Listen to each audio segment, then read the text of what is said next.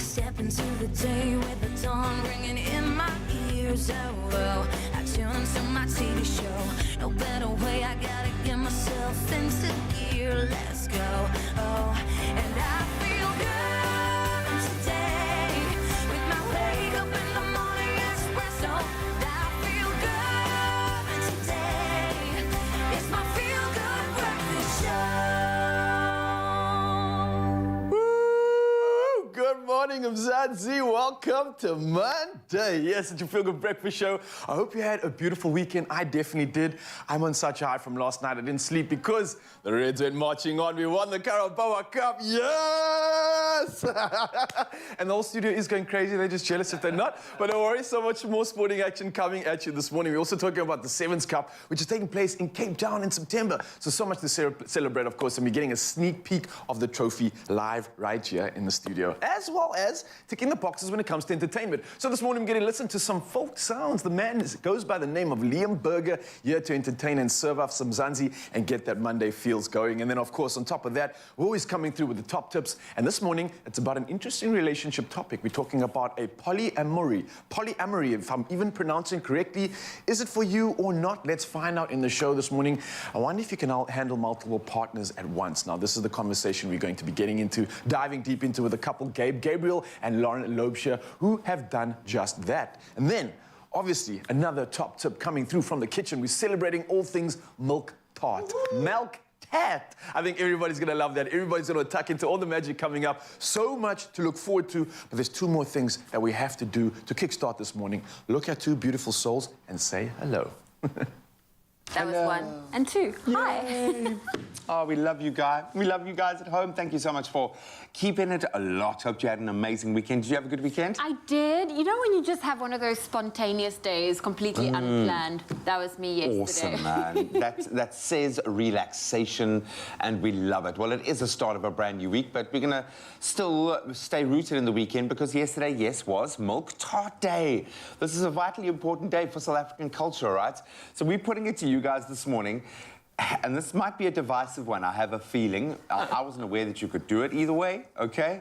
Do you eat your milk tart hot or cold? Warm or cold? It depends. If it's one of those with the biscuity crunch, crust, I love it cold. But if it's one of those that's made with pastry, bottom, then I enjoy it warm. Warm? I wasn't even aware you could have it warm. It's like a whole new world just being opened up to me. Well, perhaps this morning we'll taste it both ways, one way or another. Milk tart is going to start today because yesterday was Milk Tart Day. So keep those comments coming. We'd love to hear from you. In fact, throughout the show, keep that conversation going. But let's get this ship out of port before I delve into a whole host of sporting action from the weekend. Of course, Ryle has got all of the news details. Aye, aye, Captain. Yes, Mzansi, let's catch up on the latest. Starting off in national fronts, the Automobile Association, otherwise known as the AA, says the massive fuel increases announced by the Department of Mineral Resources and Energy will have a sharp and immediate effect on the poor and a long-term impact on inflation. Now, fuel prices will be adjusted at midnight on Wednesday, and both grades of petrol will increase by R1.46 per litre for diesel, by between R1.44 and R1.48, as well as the illuminating paraffin by R1.21 a litre. Now, for the first time in history, 95-octane petrol inland will rise above R21 a litre. Now, sticking to national news, where our President Cyril Ramaphosa has terminated National Police Commissioner General Kehla Sitole's employment by mutual agreement with effect from the 31st of March. Now, Ramaphosa and Sitole agreed that the early termination of the commissioner's contract was in the best interests of the country. Sitole joins a long list of national police commissioners since the day of democracy who have failed to finish a term in office. Now, from national news, we head over to international fronts. And all the way over in Kenya, where Kenya plans to buy electricity from Ethiopia's new Mega River Nile Dam that began generating power for the first time last weekend. Now, a new agreement was reached between the two neighbors earlier this month, and it's not yet clear how much power Kenya is signing up for and at what cost. Kenyan Energy Minister Monica Juma said this move would be key to powering the country's economic growth. Ethiopia hopes to eventually generate some $1 billion in annual revenue from electricity exports to neighboring countries and beyond. And next up, moving over to news from Russia, and where Vladimir Putin, which is the president, announced that he's putting Russia's nuclear forces on high alert. Now, this has been condemned in the strongest terms by the US, and the Pentagon officials say it's an unnecessary step and a dangerous escalation that raises the stakes of a miscalculation. Meanwhile, Ukrainian and former world heavyweight boxing champion Vitaly Klitschko last night said Kiev was encircled and no civilians could be evacuated as residents faced another night under threat of airstrikes. Russian and Ukrainian officials are reportedly gathering at a site near the border with Belarus for talks. Now, remember the phrase hanging on for dear life? Now, this received new meaning recently when utility workers in the Colombian town of Terraza rescued a wayward sloth that had climbed on an electricity pole. It was wall-high drama when Victor Hugo Lopez and Alex Misas from a public services holding company were summoned to a power pole after members of the public reported a sloth was hanging from its live wires and was in danger of electrocution. Now, the two men who had been working nearby were able to bravely scale the pole and reached out to the sloth. At first, it was scared and kept moving away from them, but in the end, it finally came to its senses and grabbed onto the broom that Lopez held out after he had spoken to it in a soothing voice. Now, the sloth was unhurt and later safely relocated to his natural habitat. Time to take a collective deep breath now. Well, on that note, I leave you with the rest of the headlines. Here's G with the latest on the sport.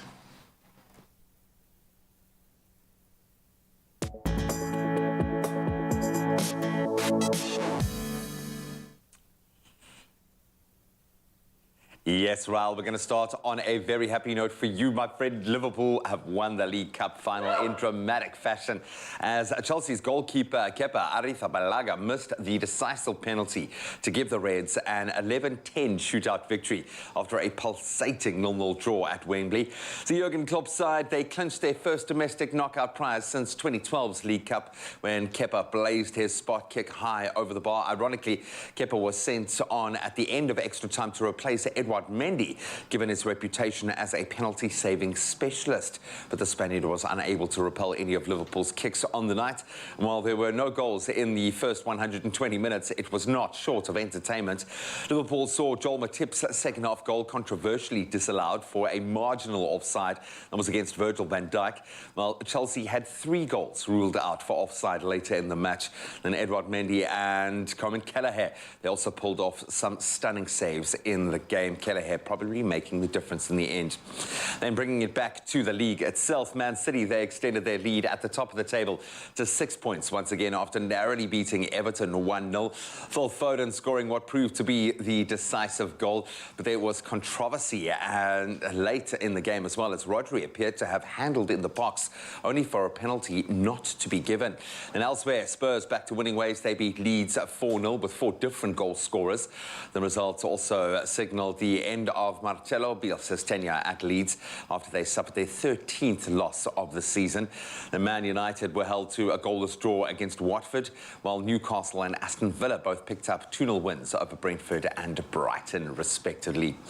Then we move over to local cricket, and a magnificent innings of 71 from Peter Malan and a pretty determined bowling and fielding performance right across the board helped the Rocks to a famous 15-run victory against the Titans in the final of the CSA T20 Challenge at St George's Park. So wickets fell pretty regularly after the Rocks had chosen to bat first, but Malan stood firm with a remarkable innings of 71 from 56, with only double figure, in fact, coming from number 7, Hardis Falyun, whose brilliant 32 not out came from just 16 balls and came at the perfect time as well. Then Proteas spinner Tobias Shamsi, he took 3 for 20 in his 4 overs for the Titans, with fast bowler Lizard Williams picking up 2 for 30. And in reply, the Titans, they slumped to 29 for 3 in the 6th over.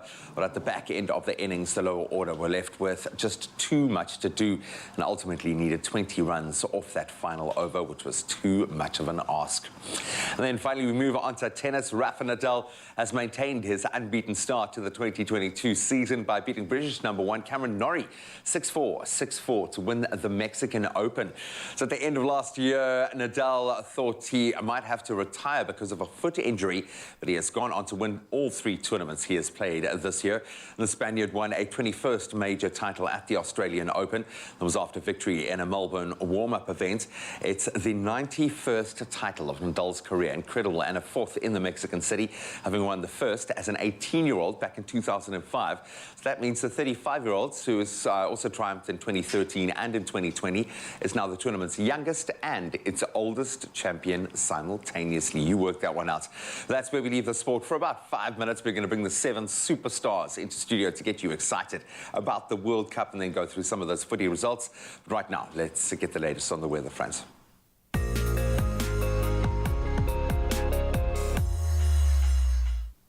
Thank you, Graham. And we start off with a bit of news.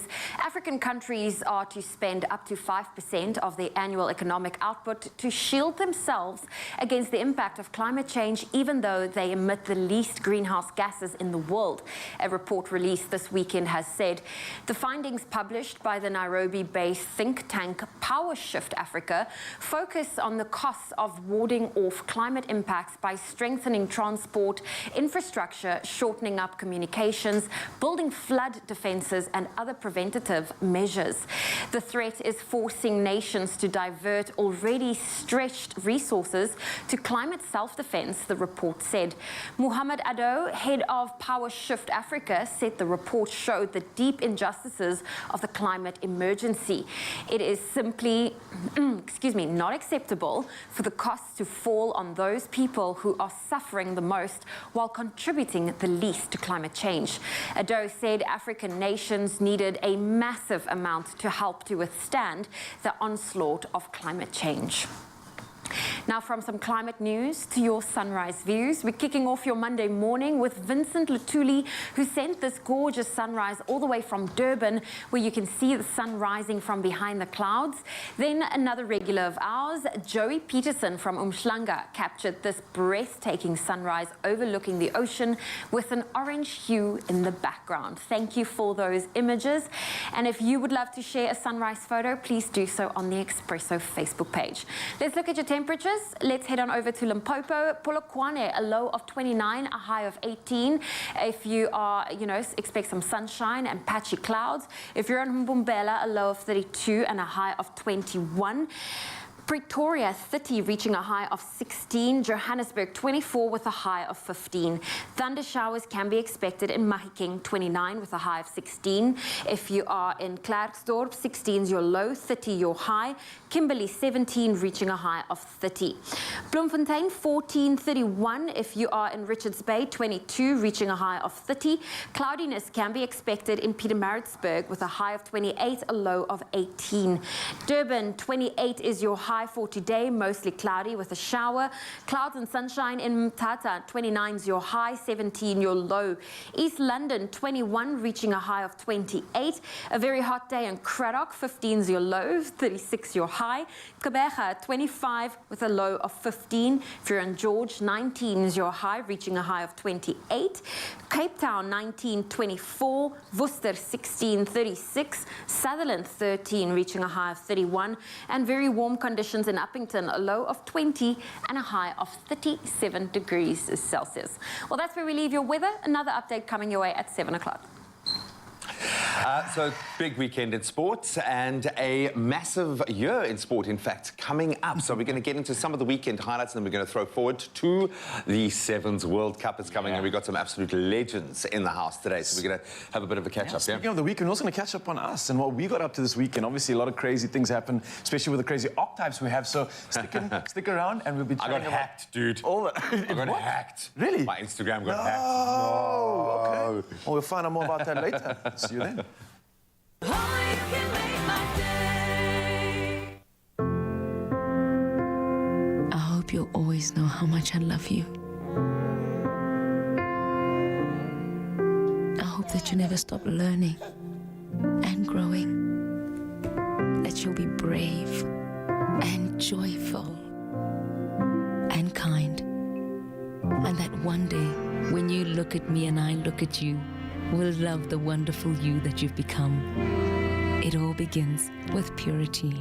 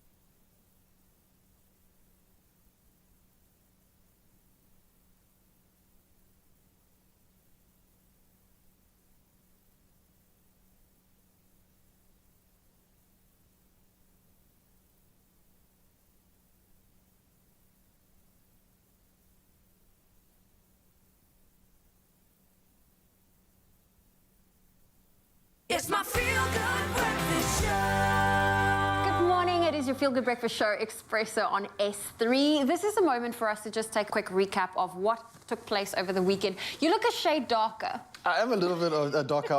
I know Benice in makeup always looks at me, he's like, oh, I've got to change the makeup now. Every weekend you get a little bit darker. I'm proud of that. That means I had a good weekend. That means I got out and made the most of made the most of Cape Town's beauty, of course. We had some blessed weather and I couldn't shy away from that. I didn't have any crazy plans. I've been based in Cape Town again. So yeah, I went outside and started off with a hike as I normally do. Greeted the sun, chased the sunrise. It was absolutely incredible. Did Hakan join? Hakan actually didn't join this time because we started a new route and I had no idea what we were going to get ourselves into. Okay. Luckily I didn't because there was some proper scrambling. You know how we do our routes and then end off with a nice little pancake mission.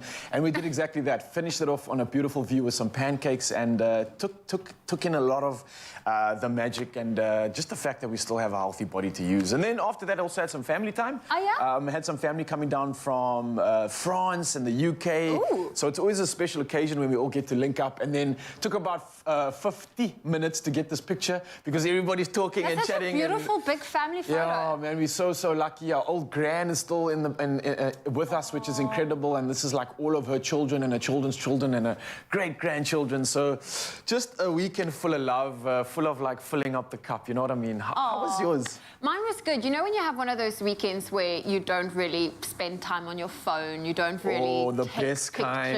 Yes. But I mean, it was a fun big weekend. I collaborated with a local brand called Asunda, and we've curated a jewelry range where it launched on Friday. So 30% of all proceeds will go to help women in the DRC and the Cape Town rape crisis. So that is quite special. And then I literally I'm back to the painting of the house. I am back to working on the nest. Working on the nest, but also went to the beach. Yesterday was just a little impromptu beach day, as well as just spending time with my godmom who lives in Cape Town. So I got to spend some time with her yesterday in Durbanville. So it was all over the place. I like that. So we both had a good weekend, soul-enriching stuff, right? I just have to make sure all the paint is off my hands. There's still a spickle. Did you finish the painting or there's still some more? It's still a mess, but it's fun.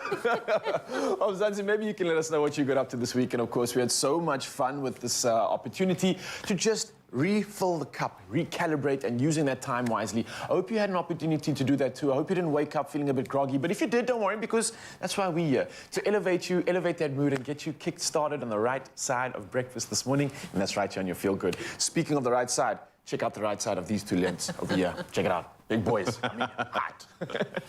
Yes, indeed. The big boys are here. Ticket sales for the Rugby World Cup Sevens open today with a 3-day event set to attract the eyes of the global rugby family, understandably here to our beautiful shores, as the best players in the world from 40 teams will battle it out for the title of men's and women's world champions. And our current captain, Sheikh Soezvapi, 2021 Springbok Sevens player Ronald Brown might be joining us in just a moment. Former skipper Kyle Brown, and from the women's side, Liska Latachan, joining us this morning to get us excited about the Sevens World Cup. Guys, thank you so much for joining us this morning.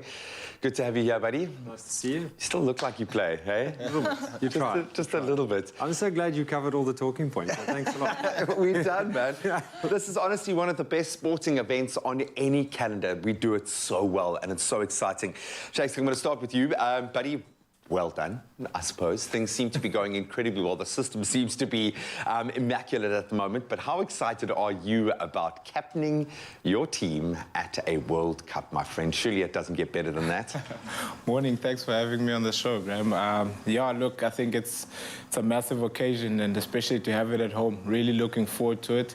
It's always an honor to play in front of the Cape Town fans. I'm sure they'll also be hungry to be out there in the stadium after 2 years. So, yeah, really looking forward to it. I mean, obviously the fans is a massive thing, and I just think about it and it gives me goosebumps, the idea of being able to actually be there in person. But we've got to play some good rugby through that, and it looks like the guys are playing some amazing rugby at the moment. How do you feel about the standard of rugby? I mean, you've been part of some pretty successful Sevens teams, and it feels like we just have this compound growth, improving on that system. The guys are playing amazingly well. What is working so well in that camp? probably the talent train. I don't understand. The where all talent these guys- factory, I don't know yeah. where they all come from. Like I was saying to somebody, I've been out of the game for just over 2 years, and I don't even know half the team. It's phenomenal how year in and year out there's just new, incredible young faces coming through. And I mean, I think Shakes and the guys that have been there for a while have obviously been creating a great platform for these young players to step up and achieve. You're still relatively young, eh? I know when we talk about the more experienced players, we don't mean you're old. You're still young and fresh. Obviously, let's go, a vitally important year for you guys as well. You've got the Rugby Africa Cup in April.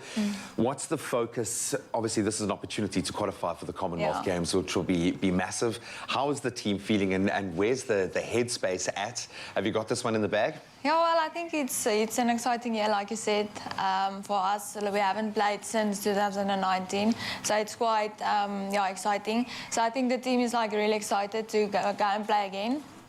And yeah, like I said, it's important for us to win that one to qualify for the Commonwealth Games. So yeah, I think everyone is excited to just play again and to go and compete on that level again. It felt like the last time I really connected with the team, it was part of a fierce rebuilding phase. And I got, when I say connection, I got connected many times. I made the mistake of taking part in is it the Ring of Death? Is that what it's called? Where basically everyone just beats you up. And I took part in some defensive drills, and it was a lot more nuanced than that. It didn't feel like much nuance. It was like blunt trauma. The level of physicality was mind-blowing, but what I loved about it, and your own journey very much a part of that, the talent pool that was being tapped into for the Sevens team. Where are you in your journey? Do you feel like the team is starting to click and gel together now? Yeah, well, I think it was a difficult one for us as our system were cut last year and we haven't played together. So there's also new blood coming through for us. So yeah, I think like when we get into the training camps, we really we connected, and there's really a lack of vibe. There's cheers there, yes. So yeah, no, I think it's really like all of us we're clicking, and yeah, I think we're just going forward from here. And there's a very successful roadmap to follow. The boys have been getting it right, and the system is there. Just like Carl, I marvel at this new batch of talent coming in, playing exactly the same system. How do you guys get that right? How do you create the balance of having a set system that works so well, yet still have the freedom for players to be able to express themselves in the way that they do? Because it feels like we always provide something. There's always a little bit of magic. How do you get that balance right? Look, I think it's part of our team ID, and our team ID is actually something that is big to us. It's our identity. It's who we see us. It's how we see ourselves and how we want everyone from the outside to see us. And one of those points in that team ID is in the box, out of the box. Yeah. So you're playing within a big box, and that's the game plan. That's all about the team, but within that big box, there's small boxes which represent each and every one of us. And each and every player needs to jump out of that box, express their talents, their skills, but staying within the system. So each and every guy that comes into the system, this train, this factory, they buy in, and I think that's what makes things a lot easier going forward. It's a culture that each and every player buys into, and if you don't, you almost get worked out. It'll be beaten up. That's the way it works. It's as simple as that. There is something special about this. I remember taking my fiance's dad, who's from the UK, to the Cape Town Sevens, just to give him that experience. Now it's a World Cup. It's on a different level. Why should people go out today? Because we can get our tickets and buy and come and watch. That's really important to note. That it's only available today. Ticketmaster. Because I've heard people say, I've got tickets. You don't have tickets. No. They're only available from today. So I just think it's you take Cape Town Sevens, what you have and what you know of for the last, I think it's 5 years it's been there, and now you just double that. You've got 40 teams playing over the 3 days, an unrivaled level of sport in the most incredible city to play Sevens rugby in the world. So if there was ever a chance to come down and watch some rugby at Cape Town, if you're not going to get you in December, then there's a great time for it. It's going to be magical. Shakes, are we going to win this thing? Putting me on the spot, yeah. Look, I think our goal is to win each and every tournament, each and every big event that we play in, and I mean at home in front of our home fans. That would be awesome, and that's the goal. We'll focus on the effort that needs to go in there, and we'll implement well and take it a game at a time. Yes. That was the answer. That was yes. I heard it in there. I was able to map it out. Thank you so much for joining us bright and early on a Monday morning. You can go back to sleep now and just keep enjoying it. Keep enjoying playing rugby. Enjoy the fans that are back, buddy, and keep enjoying mountain biking. What do you? He just needs to prioritize. He says he doesn't know the players. Come on, Come on, man. Just keep doing curls, bro. Just keep doing curls. Now, we love you guys. Thank you so much for joining us this morning. All the best with preparations and the rest of the season. And keep doing what you're doing. You guys are on an amazing trajectory. So good to see where you're at now. Thank you. Keep doing Thank you for curls as well. having us. Absolutely love it. Yes, tickets are on sale today. The Sevens World Cup is going to be an unforgettable tournament, an opportunity for the Mother City to put her best foot forward, and she really does. This should be the highlight of your year. Oh, you can make my day.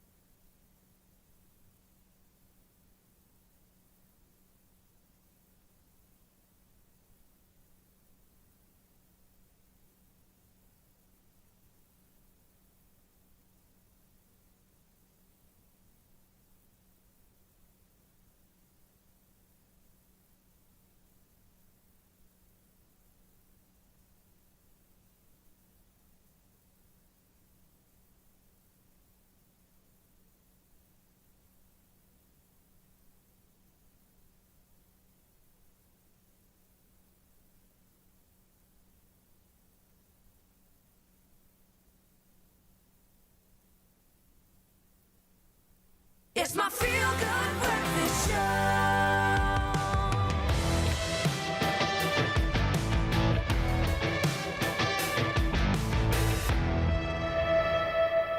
Yes, epic music, epic face means only one thing, epic sport. Mike Pedro is back.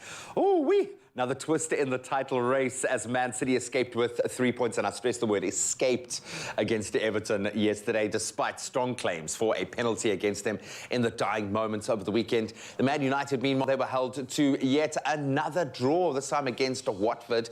Then Chelsea and Liverpool, they did battle in the League Cup final with penalties needed to decide that winner. And with us to review the action, yes, is our sports producer and anchor, Michael Pedro. Mike, welcome back, buddy. Thank you. Exciting times. Congratulations on the League Cup, blah, blah, blah. No, we'll get into that because it was thrilling. Despite no goals in full time, it was a thrilling match. It was more the goals that didn't happen that were the more exciting. But let's talk about the one goal that did happen. Man City against Everton, 1-0. It must be said that they escaped with their lives with this one, eh? Yeah, I think City got a little bit lucky, not just in terms of the whole penalty decision, but Everton, the overall play. Everton created a few good chances chances for themselves during the course of the game. A couple of offsides that were also very tough. Them close to relegation zone. When you're pushing the league leaders in this way, you should not be in that position. No, exactly. So hopefully they'll take some positives out of that. So there was that controversial VAR moment where Rodri appeared to have handled the ball in the box. A penalty, yes? Wasn't. Take a look. Cider in the end. A lot of frustration for an Everton side that really did show, I think, so much more attacking moxie in that position. But some excitement, yes, in terms of the play, but also a little bit of drama in terms of what wasn't given on the field. Let's take a look at that controversial moment quickly. We will do that in just a moment. Maybe you caught it at home. You can let us know. Let's move on to Man United and yet another draw. Yeah. How many draws has it been this season? Against a Watford side that you never know what you're going to get on the day, but they have been taking out some pretty big scalps. Frustration, surely, for the United camp. I think that's the word of the season for Man United, really, is frustration. Because before this, they put together a few decent results. They had won a couple of games, 2 or 3 games in a row. And it just looked like they were starting to maybe take a handle on that top 4, on that race for top 4 and Champions League. And then they go and slip up. Spurs obviously beat Leeds as well. So they are still keeping in touch with the top 4 and with the European places. But for Man United, I think it's more of the same, really. It's a couple of steps forward and then 1 step backwards. And against a team like Watford, you probably should beat them, to be fair. They are a decent side. I don't think their position in the table really reflects some of their performances over the course of the season. But the fact is they are down near the bottom, and a team like Marcelo Bielsa, unfortunately, is no longer in charge of Leeds. They've lost 4 games in a row. And I think that shows that sentiment can only take you so far. He brought them into the league. That's level, but yeah, heartbreaking for him because he's done so much with that team to bring them up to that level.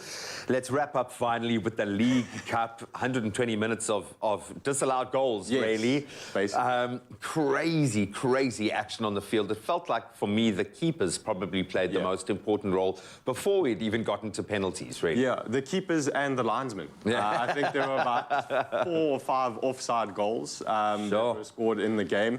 But I think a story of that, and also some pretty poor finishing, to be fair, because when the attackers did get into those positions and they weren't offside, they didn't even put the ball in the back of the net. It was either saved, hit the post, Mason Mount hit the post, had a golden opportunity before that.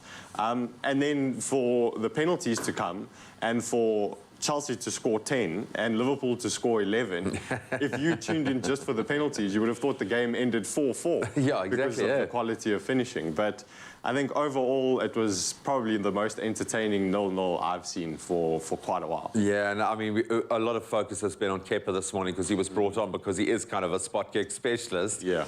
You know, games don't rest on the performance of one player. No. They really don't. And we had, let's be honest, again, a few of the best keepers in the business in there. Kelleher, for me, also making some brilliant saves during the match, and I think he was the difference. That let the Reds take the League Cup, so tip your hats to any frustrating, irritating Liverpool friends that you have this morning. A great weekend of sport. Thank you once again to the Sevens team for coming through. Buddy, thank you for watching so much football this weekend. It's a tough job, but somebody has to do it. Yes, take a bow, take a bow. Now, look, we touched on the Sevens World Cup Trophy Tour, as well as this past weekend's sporting highlights. So now we're going to shine the light on a local soccer club taking place in Paarl. Now, they've battled through the COVID-19 pandemic and have come out stronger, as well as on the other side. Now, not only is this club on the rise in terms of results and performances, but it also provides a place in the community for the young players to have mentorship and a sense of community. Now, Expresso sport reporter Michael Pedro caught up with the coach and some of the players to find out a little bit more about the club itself. Let's check it out.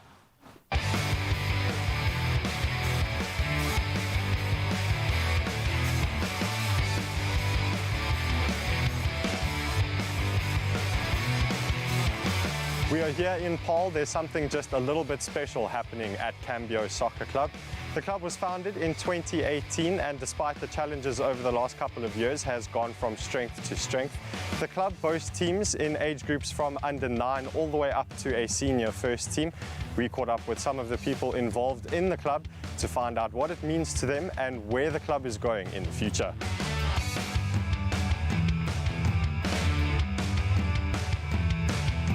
What made you start Cambio Soccer Club? I started playing soccer when I was really young, but I only joined the club later on. But I was really overwhelmed when I started playing soccer because the coaches really focused on players that already knew how to play the game. So they didn't focus on developing new players, giving them the chance, trying to teach them how to play the game properly. So that's why I started this club, because I just saw there was a need. There are players that went through the same thing that I did, that we can help, we can develop them and give them the opportunity to play in bigger leagues, get them to trials as well. Oh, come on, Josh. There are many factors that attract players to the club. One is word of mouth. I think if players enjoy playing for a club, they will start speaking with their friends. And also the opportunities, I think they can see that we want to develop them. We want to help them. If they want to learn, we can teach them how to play the game and understand the game in a different way. We try to instill certain values in the players: loyalty, discipline, determination, commitment, and definitely communication skills. What the club has done for me, it's changed my life entirely.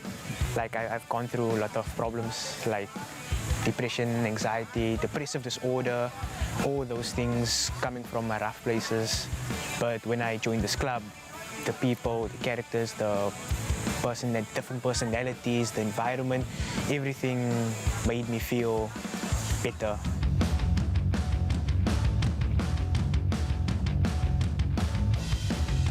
The pandemic affected everybody in every industry. How did you guys cope with it, and what were some of the things that you did to sort of keep the guys motivated while they weren't able to come to the field? The pandemic was really difficult, but luckily we had WhatsApp to communicate with the boys and keep them motivated. I was sending videos of myself jogging, telling the guys, look, I'm sweating.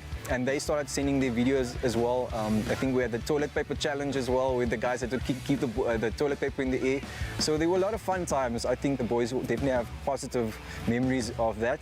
And also motivated them by telling them, look here, when we restart with the soccer, I have a match for you, So make sure that you are ready when we can start playing a match again.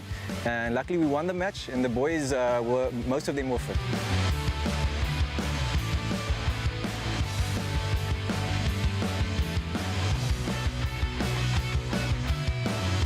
One of the few reasons that I keep coming back to the club is the togetherness as a player and as a team, the respect that we have for one another, and then the motivation that we have to grow as players off and on the field and as a squad as well.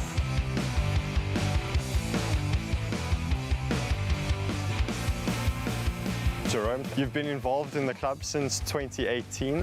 What made you want to get involved in the first place? The reason why I got involved in this club is my son is playing soccer and he desperately wanted to play soccer. And then when I brought him here, I met Lionel. Lionel was asking for assistance, how some of the parents can help him with the club.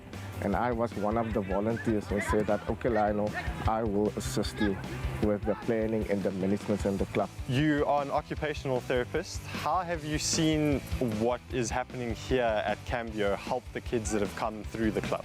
Occupational therapists use sport as a medium of treatment, so this is an activity.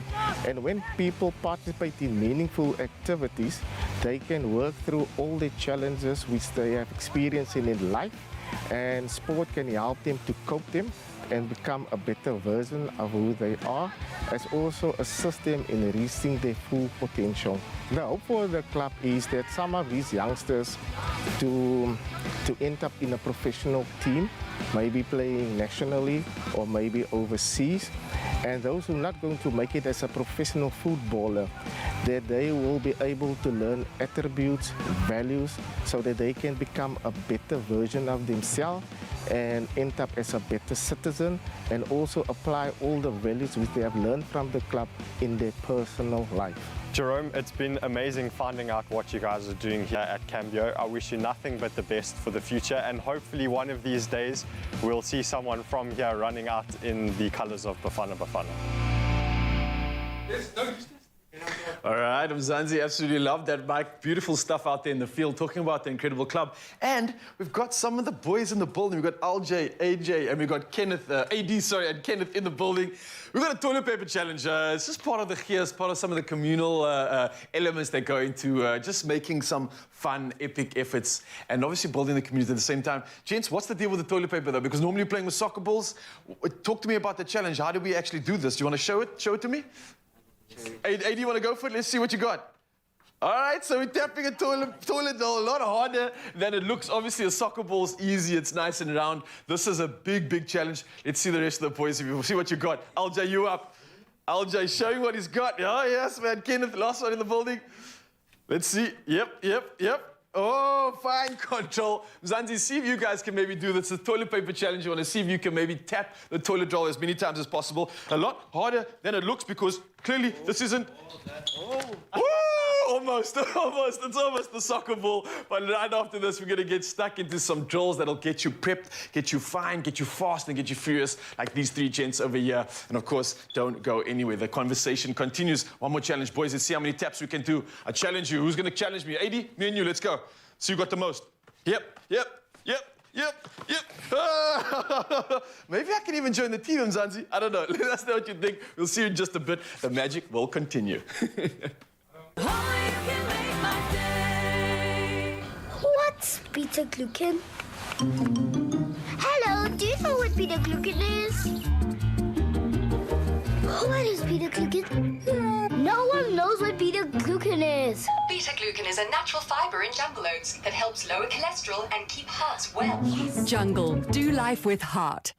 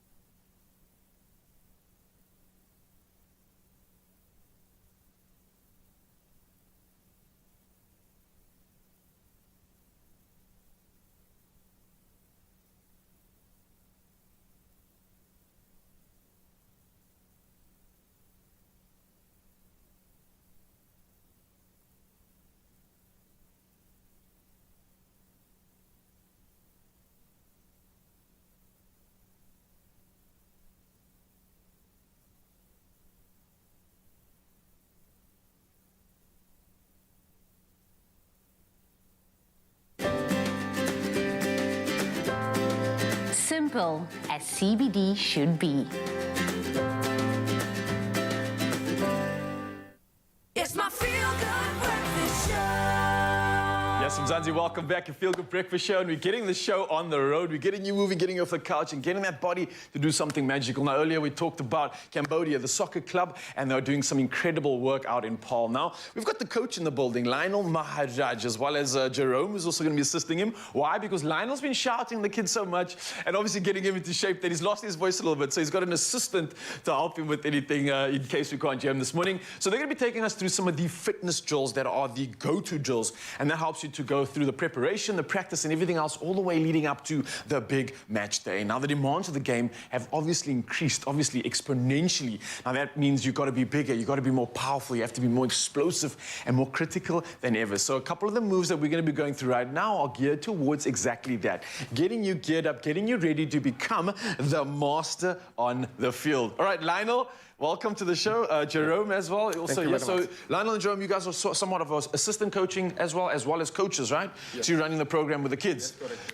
Talk to me about the name, Cambio. Okay, the name of the club is Cambio. Cambio, okay. So Cambio is Spanish origin. Okay. And the logo is a phoenix. And what it means, when something burns down, it arises from the ashes. So that is basically what we mean by the club's name, Cambio. That we will arise from the ashes. I love that. So you basically brought 3 phoenixes with you right now, risen from the ashes all the way up. I'm probably going to see them somewhere in the Champions League, UEFA, the World Cup. Who knows? It's definitely going to be one of them. So obviously these are drills that you guys do in training. Yes. Something that maybe anybody that wants to get into soccer can perfect as well. Who's going to be taking the drills? Who's going to be doing it? Who's going to be watching? What's going to be happening here this morning? So basically, Lionel will take the drills. Okay. He will orientate the guys and so on, and he will give instructions to them, and they will carry out what Lionel will instruct them to do. Lionel, do you have no voice whatsoever? I'll try to speak. Okay, that's not so bad. I'm keeping it low. Nice and calm. Very I love calm. that. Right, without further ado, obviously, because Mzansi wants to see how you've got this talent. So we're going to have what's happening, So we're going to move the boys that side, and we've got a little space here, so we're going to try and work with it. So we're just going to warm up first. Okay. The boy's going to jog. He's very short, I know, if you see, guys. So you're just going to jog this way and back. Just get the muscles warmed up. Come, guys. Come, Keenan. Are we all joining? Can I join you with the boys as well? You can also join. I'm going to join in as well. I want to get warm just in case, especially if I want to look like these guys over here. Just a few. All right. Well done, so guys. obviously, on the day, you'd have a bigger field, you'd have a bigger area to warm up in and run on. How many laps do you make them do when they start any warm up on the field? We take about a 15-minute exercise. Okay. Jogging, warm up, stretches as well, very important. Let's do a quick stretch, guys. I know we don't have a lot of time. So left leg to the back, solid there. I must say, Lionel, I'm really feeling like one of the players here. Like, I don't want to question you. Just got to listen to the coach. You have this authority, man. Oh, really? Right leg to the back. Nice. So obviously warming up the quads here. Yes. Important muscle when it comes to kicking, when it comes to passing. Just generally running, right? Don't want to get injured. Right. Just nice kick to the front. Right. Again, more muscles if anybody wants to know. I'm assuming you're working the hip flexors right now, getting the core to get engaged, as well as all the other guys. muscles And of normal the pelvic kick to girdle. Kick to the front, just a kick to the front. Right. Right and left. Feeling the weekend's tightness coming through on this one, eh? Very early in the morning as well. All right, kicking back now. All right, now to the back. Just make sure you don't kick someone. We'll plant. All right. Okay, now we can start on this side. Feeling warm, feeling ready for it, We're man. going to do a little bit of agility. Okay. So what's going to happen is Johnny is going to run to the first beacon and then back pedal to zero, and then go to the next one, back pedal to this one, and so on and so on. At the end, I will have a soccer ball. Yola. Okay, and then I'm going to pass the ball to you, and you're going to pass it back and go back over the line. Okay, so we're going to do a few reps of that. Okay, let's go. Look at these quick feet, man. That wasn't a part of the drill. Okay, I see you. I see. Right, next. So what are we working on exactly here? Obviously, there's a bit of movement, but it's under pressure, right? Yes. You're moving, you've got a little bit of stimulus coming through the legs. Once you go on the pitch and you play against your opposition, you want to be faster than them when you go on the pitch. Okay, I got you. And then so you're getting your legs working. But again, with the lactic starting to build from the running, you obviously still want to be able to have that critical thought process going on. Yes. This is obviously honing that skill in right now. The boys have here some quick feature, man. Very early in the morning, I'm surprised. Liquor stuff. Nice, boys. Here you go. All right, one last one, and we're going to change it up. Nice. So, Yola, you're going to dribble. Thank you. Now you're going to start dribbling just through the beacons. Okay, so tight control in the small space, but still being as fast as you can. A little bit of agility coming into play here by the looks of it. You guys can move. Nice. Use both feet if you want. Sometimes it's good to use both feet, sometimes just the one. If you have a weak one, maybe you can focus on that one. Beautiful go, stuff. Okay, sorry. All right, Lionel, well, look, man, I'm getting entertained. I'm getting try? up here. Yeah, let me try one before we go because it looks a lot easy, but you guys making it look a lot so inside, easier outside than it foot? feels. Okay, so just inside. So we're going inside, outside. Yeah? Outside. Oh, that's okay. Whoop, Well all done, over you the got show. through it. All over the show. You guys make it look easy, man. Well done. Now, Mzansi, just a little teaser as to what it takes to get Cambio ready. Of course, it's the club all the way out from Paul doing incredible work in the community. Gentlemen, I'm looking forward to your incredible, bright future. I know it's only up from here. I'm looking forward to the games that you're going to play. And Lionel and the rest of your team, Jerome as well, thank you so much for the work you're doing in the community, as well as for soccer and sport in general. Hope you enjoyed that, Mzansi. I hope the legs are warm. I'm feeling a bit of the fire. And of course, you got to go practicing if you want to join the squad and make the first team and make the coaches cut.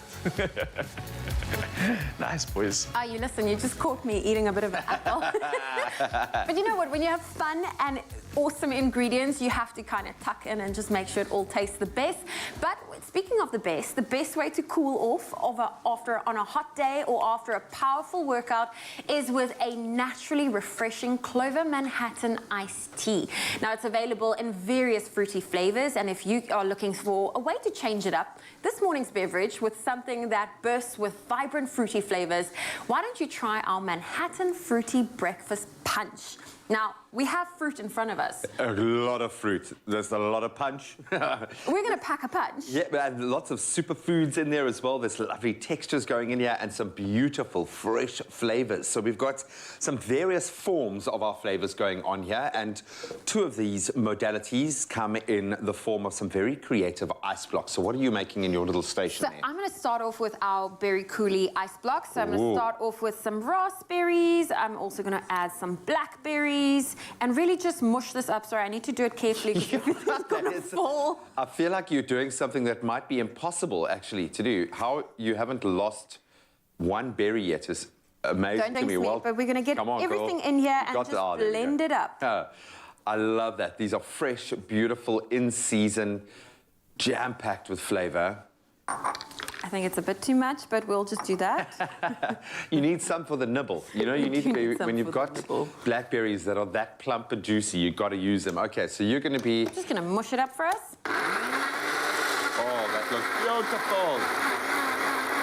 Make your smoothie out of that. So while you do that, I'm going to be making our other little ice blocks here, and we're using some mint leaves. And I've started growing mint, and it just grows ferociously, but it is such a beautiful When I addition. attempted to make my first little herb garden, the only thing that survived was the mint. Mint, I know, it's Grew voracious. like It just crazy. grows You're just so going to add well. your berry coulis to ice tray. Cool. And then pop that into the into the freezer. The ice maker, otherwise known as a freezer. The freezer. So I've just put a little leaf in each block, and now I'm filling it up with water. Obviously, this, you get the visual impact as well. It just looks so beautiful. Even if you're going to have this just in a glass of water, just to give you that little fresh kick, and this will go into, oh, that looks yummy, actually. We're going to pop that into the freezer. And you can pop that guy into the freezer as And we're well. gonna this is what you're going to be left with. I love cooking Like on that. It tea. looks absolutely It's like beautiful. 1, 2, 3, it's done. Here we get our gorgeous little minty. How beautiful do they look? They do look beautiful. Hey, I would love to be able to just keep that out as like decor. And then we're going to wrap it up with some fresh fruit as well. So now we're literally adding the fruit to our glasses. I'm going to cut up this apple. And we're going to just basically, as you can see, we've got frozen fruits, fresh fruits. We're just going to be stacking this into our glass. And then the key things obviously becomes trying to make sure that you can fit absolutely everything into your glass, but you go for kind of a layered effect. And now we start bringing it all together with beautiful colors. We've got the pop of fresh fruit. We're going to add our ice. So I'll add 2 blocks each with our mint. What I like about this is you can make just one big pitcher and just keep it in your fridge or keep it out there if you're hosting an event. Because it's got impact, because the colors are so vibrant. It just looks dramatic. It does. And we just need to make sure we have space for everything, because everything's So far, looking so good. amazing. Yeah. Restraint, I We think can always yeah. go back and add more. Exactly. Oh, yeah. Some fresh pomegranate. I love these. I love the idea of frozen pomegranate seeds. I love how the texture of them, how they pop in your mouth. There we That's go, looking G-Man. beautiful. Then I'm going to add our secret ingredient, well, not so secret, the Manhattan iced tea. We're using the peach-flavored variant here, which is so refreshing and beautiful. And if you want to add a pop of like a sparkle to it, we have got some sparkling water here. Good Carbonated idea. water. I'm just going to top it up there. That looks amazing. And we get a little bit of a bubble. Yay, look at that. I feel like we need to add more of these ice cubes while Go we for add it. it. The minty one. So you really can build it. And it looks beautiful, and I promise you, it tastes amazing. It is so refreshing, and we're going to finish it off with just a little That's so wrinkly pretty. there. Ta-da! And then we're going to go for our paper straws. Absolutely beautiful. And the nice thing here is you're going to get flavors throughout. Cheers, man. Happy summer. Thank you. Here is our summer fruit punch. Are you Perfect for someone breakfast. that eats the fruit afterwards if you have a cocktail or a little breakfast punch? Wow, that is lovely. Definitely. That is so good. Oh, that is delicious. It's refreshing on a different level. Absolutely beautiful. Yes, I will eat all of the fruit, and I'll try and get it out with the straw as well. Like Okay. Stab it with the straw and then eat it. Absolutely beautiful. That's essential if you're going to be making a delicious fruity punch like this. So if you want to get your hands on our Manhattan Fruity Breakfast Punch, it is available on our website, expressoshow.com. As you can see, myself and Graham made it. It was a lot of fun, and it's super duper easy. So simple. Oh, lovely. So, we've had classic fashion from Timby, classic cars, thanks Chad, and we've seen classic hairstyles. And you, Michael? Classic! A classic range from Clover. Timeless taste. Made with love by Clover.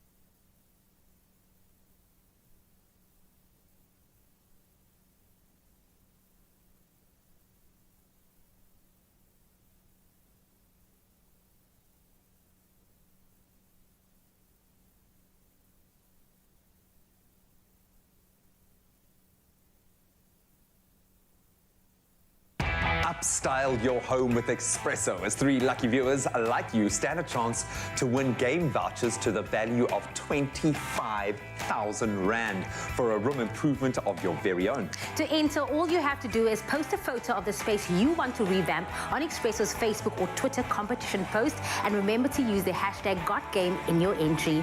The competition is closing on the 22nd of March 2022, and all the terms and conditions apply. Good luck. It's my feel-good breakfast show. Welcome back. Your timing is perfect. We're about to delve back into what has been a stellar kickstart to the week so far. We're going to introduce you to our amazing performer in just a moment and get into more amazing recipes. But right now, let's bring you up to speed with what's leading those news headlines this morning. Thanks so much, G. Of course, it's just gone past the hour and time to take a look at the news. Starting in national fronts, where Justice Minister Ronald Lamola says the establishment of more specialized commercial crimes courts will bolster efforts to fight corruption and ensure speedy prosecution of corruption-related cases. Now, Lamola was speaking during the Justice, Crime Prevention and Security Cluster media briefing in Pretoria, which took place yesterday morning. Now, 2 such courts have already been established in Mthatha and East London in the Eastern Cape. Now, courts have also been established in provinces where they did not exist before. These including Limpopo, Mpumalanga, Northern Cape, as well as the Northwest. Now, next up, the Automobile Association, otherwise known as the AA, says the massive fuel increases announced by the Department of Mineral Resources and Energy will have a sharp and immediate effect on the poor, as well as a long-term impact on inflation. Now, fuel prices will be adjusted at midnight on Wednesday, but both grades of petrol will increase by R1.46 per litre, diesel by between R1.44 and R1.48 per litre, and illuminating paraffin by R1.21 a litre. Now, for the first time in history, 95-octane petrol inland will rise above R21 a litre. Well, from national news, we move over to international fronts. Now, the EU has imposed a blanket flight ban on Russian planes. Now, the head of the European Commission, Ursula von der Leyen, has announced this and says she, as well as the EU, is shutting down its airspace for Russian-owned, registered or controlled aircraft. Now, the Russian planes have also been banned from UK airspace. And meanwhile, the largest plane in the world. That was Ukraine's Antonov 225 cargo plane. This was destroyed by Russian strikes outside Kiev yesterday. The aircraft was unique at 84 meters in length, and it could transport up to 250 tons of cargo at a speed of some 850 kilometers per hour. Our thoughts, of course, go out to all those out in the land where the current war has, potentially starting to take place, and all of those that are in the Ukraine. For now, we move over to Kenya, though, and the plans to buy electricity from Ethiopia's new mega river Nile Dam that began generating power for the first time last weekend. Now, a new agreement was reached between the two neighbors earlier this month. And it's not yet clear how much power Kenya is signing up for and at what cost. However, Kenyan Energy Minister Monica Juma said this move would be key to powering the country's economic growth. Now, Ethiopia hopes to eventually generate some $1 billion in annual revenue from electricity exports to neighboring countries as well as beyond. And next up, a really feel-good story. Sofia Girao from Puerto Rico lives by the motto, "There are no limits," and she is continuing to prove that it is true. Now, the 25-year-old model and businesswoman recently became Victoria's Secret's first model with Down syndrome. Now, she quotes by saying, "One day I dreamed it, I worked on it, and today it's a dream come true. I can finally tell you my big secret. I'm the first Victoria's Secret model with Down syndrome," unquote. Now, Sophia wrote on Instagram, and in the news, Victoria's Secret's collection entitled Love Cloud, Sophia joins 17 other women who are showcasing a new side of the brand, inclusion. Now, on Valentine's Day, just a few weeks ago, she fulfilled another dream, being featured in Vogue magazine.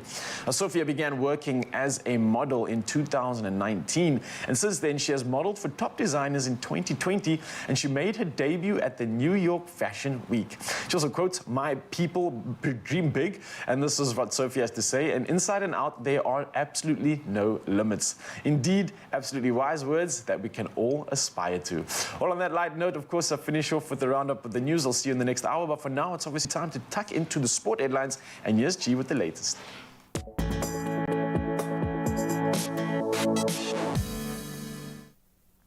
If you're wondering why Raul was so happy introducing the sport, it's because Liverpool, of course, won the League Cup final in dramatic fashion as Chelsea's goalkeeper, Kepa Arrizabalaga, he missed the decisive penalty to give the Reds an 11-10 shootout victory after a pulsating 0-0 draw at Wembley. So Jurgen Klopp's side clinched their first domestic knockout prize since the 2012 League Cup, when Kepa blazed his spot kick high over the bar. Now, ironically, Kepa was sent on on at the end of extra time to replace Edouard Mendy, given his reputation as a penalty-saving specialist. But the Spaniard was unable to repel any of Liverpool's kicks.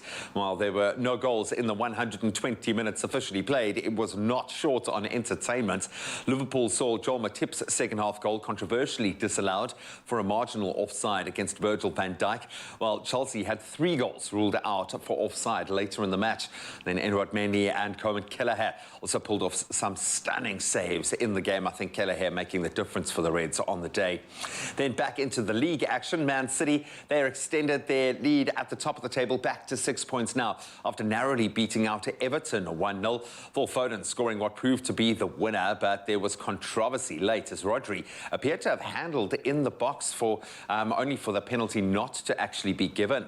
And elsewhere, Spurs back to winning ways. They beat Leeds 4-0 with 4 different goal scorers, in fact.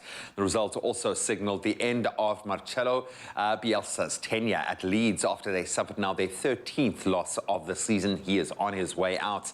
The Man United, they were held to yet another goalless draw. That was against Watford, while Newcastle and Aston Villa, they both picked up some vital wins. Their 2-0 wins over Brentford and Brighton, respectively. Then we bring it back to South African shores for some brilliant cricket, capping an amazing tournament.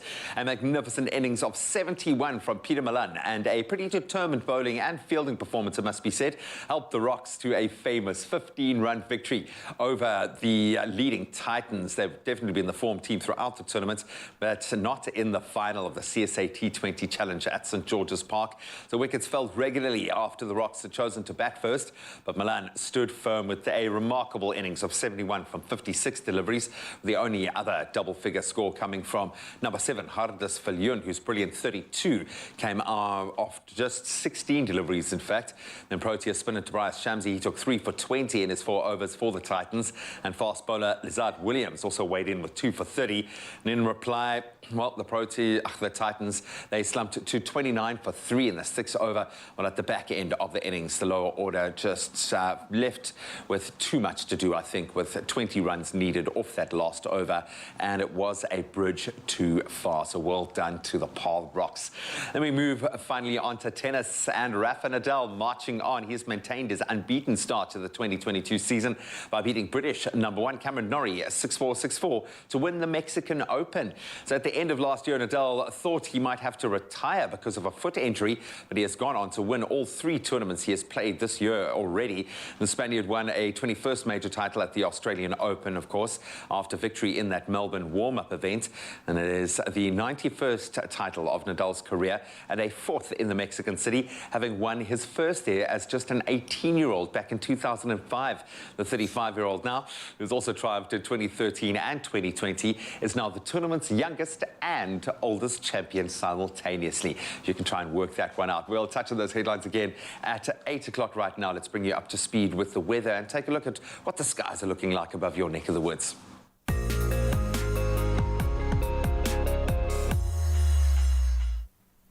Thank you so much, G. Of course, just still stunned, obviously, by the result of Liverpool. A massive, massive victory last night. But now to take a look at the weather this morning. And in news with regards to the weather, a tremor measuring 2.7 on the Richter scale was recorded in Centurion between Pretoria and Midrand yesterday afternoon. Now, according to the Earthquake Monitor on the Council for Geoscience website, the epicenter of the tremor was near Centurion and hit at 1:29 p.m. Now, the recording was obtained from waveforms recorded by the SA National Seismograph Network. Now, the information provides both automated as well as analyzed assessments of the earthquake parameters. Now, some social media users said they also felt the tremors as far as Soshanguve, Midrand, Kempton Park, and Roy Hayes Kraal. Now, among other areas, the Richter magnitude scale assigns a number to quantify the amount of seismic energy released by an earthquake on a scale of 10. Now, tremors recording 2,0 to 2,9 are regarded as minor. They are generally not felt, and although they are still recorded, it is nothing to necessarily be concerned about. Interesting news indeed, and now moving over to the interesting and beautiful pictures that you, Mzansi, send in to us. And starting off with Nancy Govender from Umkomaz, who kicked off our 7 a.m. update with an absolutely stunning sunrise where orange and purple hues were the theme of the morning, and they can be seen rising from behind the mountain. Next up, our regular photographer, Luis G. Cherry, woke up especially early to capture this beautiful sun rising over the Vaal Dam with a flock of birds capturing the first light of day. You know what they say, early bird, right? Of course, it's time for us to now tuck into the latest when it comes to temperatures across the country. But first of all, I want to thank you, Mzansi, for sending your beautiful pictures in. Absolutely love it. For now, though, let's take a look at the country's temps. Polokwane starts us off, and your day starting at a low of 18, moving up to a high of 29. In Mbombela, the day starting at 21, moving up to a high of 32. Pretoria sees a high of 30, starting at 16 for the day. And then Joburg starting off at 15, with thunder showers coming through at a high of 24 degrees. Mahikeng, the thunder showers continue. 29 is your maximum. Your day starts at 16. Klerksdorp, day starting at 16 with thunder showers moving up to a max of 30. Up in Kimberley, also a chillier start of 17 with thunder showers, but it moves up to a nice warm 30 degrees. And Bloemfontein, no rain, 14 is your low, moving up to a nice warm 31 degrees Celsius. In Richards Bay, mostly cloudy in your part of town, 22, moving up to a high of 30 degrees. Pietermaritzburg sees the day starting at 18, moving up to 28 degrees. And then over in Durban, the day starting at 22, moving up to a high of 28 degrees, with a little bit of showers coming through. Mthatha, however, just sees some sunny skies and a little bit of clouds in the sky. 17 is your low, moving up to a high of 29 degrees. Moving over to East London, the day starting at 21, a little bit warmer in your side of town, partial sunshine with a high of 28. Cradock, a very hot day coming your way, 15, moving up to a high of 36 degrees. Berga sees the day starting at 15, moving up to a high of 25. And George starting the day at 19, moving up to a nice warm 28 degrees. Moving over to the mother city, the minimum starting off at 19, moving up to a casual 24 degrees. Worcester, it's heating up in your side of town, 16, moving up to a scorcher at 36 degrees. Sutherland starting the day at 13, a cloudy and thunderstorming kind of day coming through, but 31 is your temperatures. And of course, Uppington, last but not least, taking the cake, hot and warm, starting off at 20, moving up to a record 37 degrees Celsius for the day. Mzansi, it's going to be hot wherever you're on your side of town, then definitely put a sun hat on and some sunscreen. Of course, thunder showers, stay safe, but for now, here's G for some more top tips for you. It's going to be hot, Raul? I don't know. It might be hot, it might be cold. That is the conundrum we put to you this morning. So I don't know why Chef Clem is so aggressive about Milk Tart Day, but clearly he is motivated, okay? He loves a Milk Tart, and so do we. It's a national treasure. So in honor of National Milk Tart Day, which was actually yesterday, celebrated here in South Africa, we put it to you, warm or cold? And let's find out from the peeps. Now, Daphne Nunley, one of our absolute favorites, she says, good morning all. Milk tart, warm or cold, such a favorite of mine. Very yummy anyway. She don't mind. Joan Cameron saying, cold with a dash of cream. Oh, nice. Good morning, right back at you. Twiggy Maketa saying, good morning to the team. Yes, I enjoy milk tart at room temperature. Thanks. Okay. I'm probably along those. No, I actually quite like it cold, to be honest. Latoya saying, good morning, fam. I'd like it cold. So yummy that way. I think I'm with Latoya on that thing. I love it when it's cold. The texture as well. Then Dolisa saying, hi, guys. Me, I eat my milk tart warm. Okay. Helen saying, I eat it cold. Beulah saying, warm. Split down the middle. I love this. Mark Gavin saying both. If it's from the bakery, cold. If it comes from the fridge, then it's warm. I love it. Absolutely no right or wrong answer. Just eat your milk tart and enjoy it. And if you've baked a beautiful milk tart, please take a photo and help us celebrate World Milk Tart. Well, it's actually probably South African Milk Tart Day, but we love having a day dedicated to this national treasure, as I said. So keep letting us know. Do you like it hot? Do you like it warm? Do you like it cold? What is your favorite way to milk tart? Oh, listen, I love them all. Give me all of the milk tart. I am here for that. But now it's time for us to introduce to you to our performer. And after teasing fans with new music, Liam Berger has finally released his debut EP, Wide Awake, across all digital platforms. Now, Liam Berger has fans indulge in, singles such as Falling Apart, The Middle, as well as recently Running from his EP. And today he is making his Expresso debut, also bringing out a complete 7-track debut EP, which is currently out, and fans will be excited to discover that other earlier popular singles, Take It Slow, as well as When I Met You, as well as all of these are included in that EP. And if you're not sure what I'm talking about, here is a sneak peek of Liam Berger. I'm waking up and I'm 1,000 miles from where I wanna be.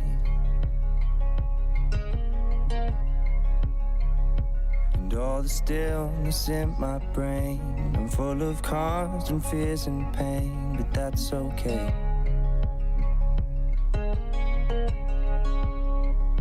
A broken heart of a life that's How does it feel seeing yourself and hearing yourself? It's so weird. I mean, just being here is like quite strange, and now watching myself on TV is crazy. So. Well, you have worked hard. So the first time I met Liam, there was a singing competition that the winner got to open a music festival, and you were that person that won that spot, got to open in front of a couple of thousand people, and now you have your first EP. How does that all feel? I can tell you, it's been absolutely incredible. I mean, from 2020 to now, if you told me I would have released my first EP, been sitting here on Expresso chatting about it, I wouldn't have believed you. So it's been super, super quick, and I'm trying to catch up. You're trying to catch up. And you know what? That is always quite the thing with life happens so fast, you sometimes don't have a moment to just pause and really reflect. But what I think is quite beautiful, and you can't see it right now, is your dad was there at your first performance. He was. And he is here today behind the camera, supporting you all the way. How's it been for you having that family support? Well, I mean, it's been absolutely incredible. Without my family support and the support of my friends, I definitely wouldn't have ever started doing music. I mean, when I first started playing guitar, it was like a proper fluke. Oh, I started learning on a toy guitar. My parents thought it was crazy.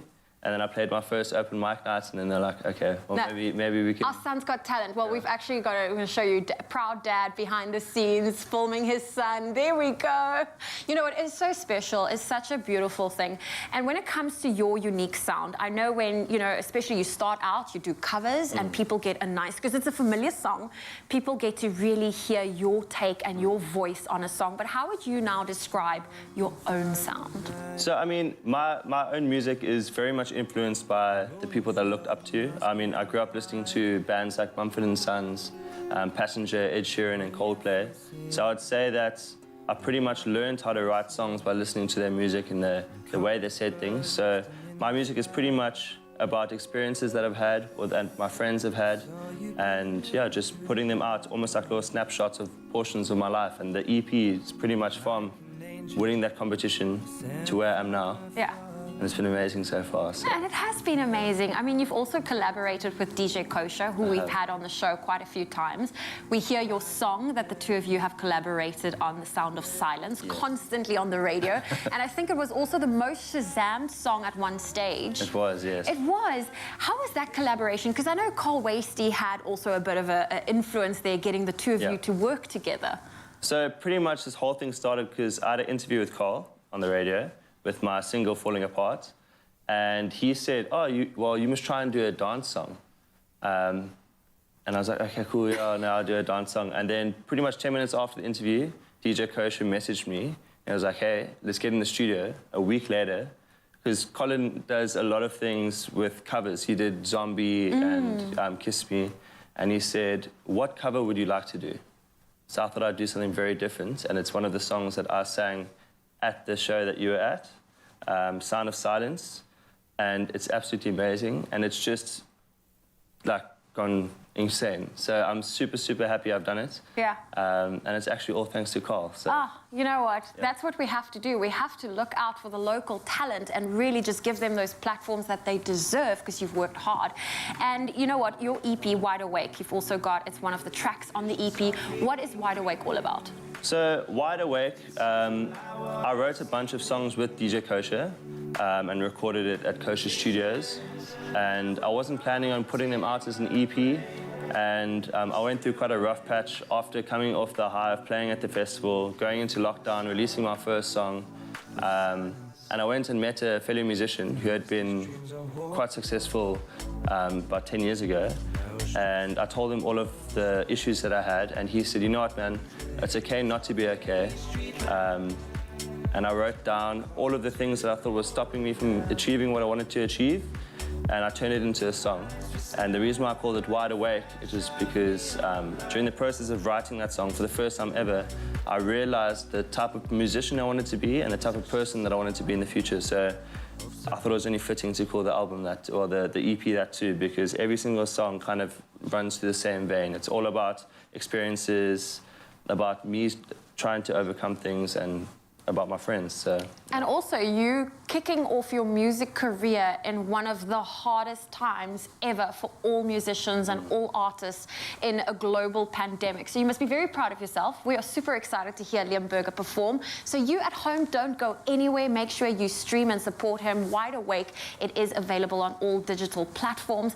But Liam's not going anywhere. He's got a few performances for you coming your way.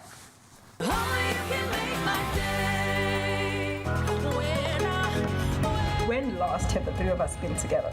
Let's do it. We will be able to roll this out pretty much immediately. I've got this. You both better be on that plane tomorrow.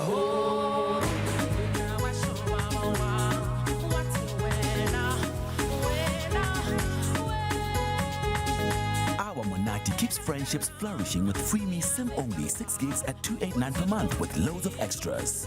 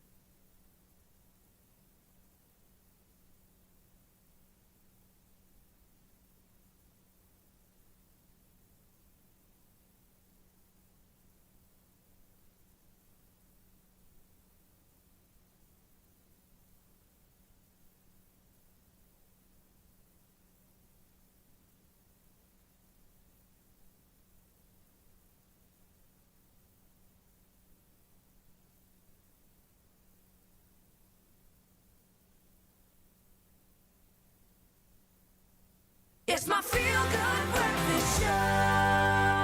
Zanzi, welcome back. Your Feel Good Breakfast Show. We're opening up and educating now on something so relevant, so pertinent, and I hope you're all sitting up because this is a conversation you want to get involved in.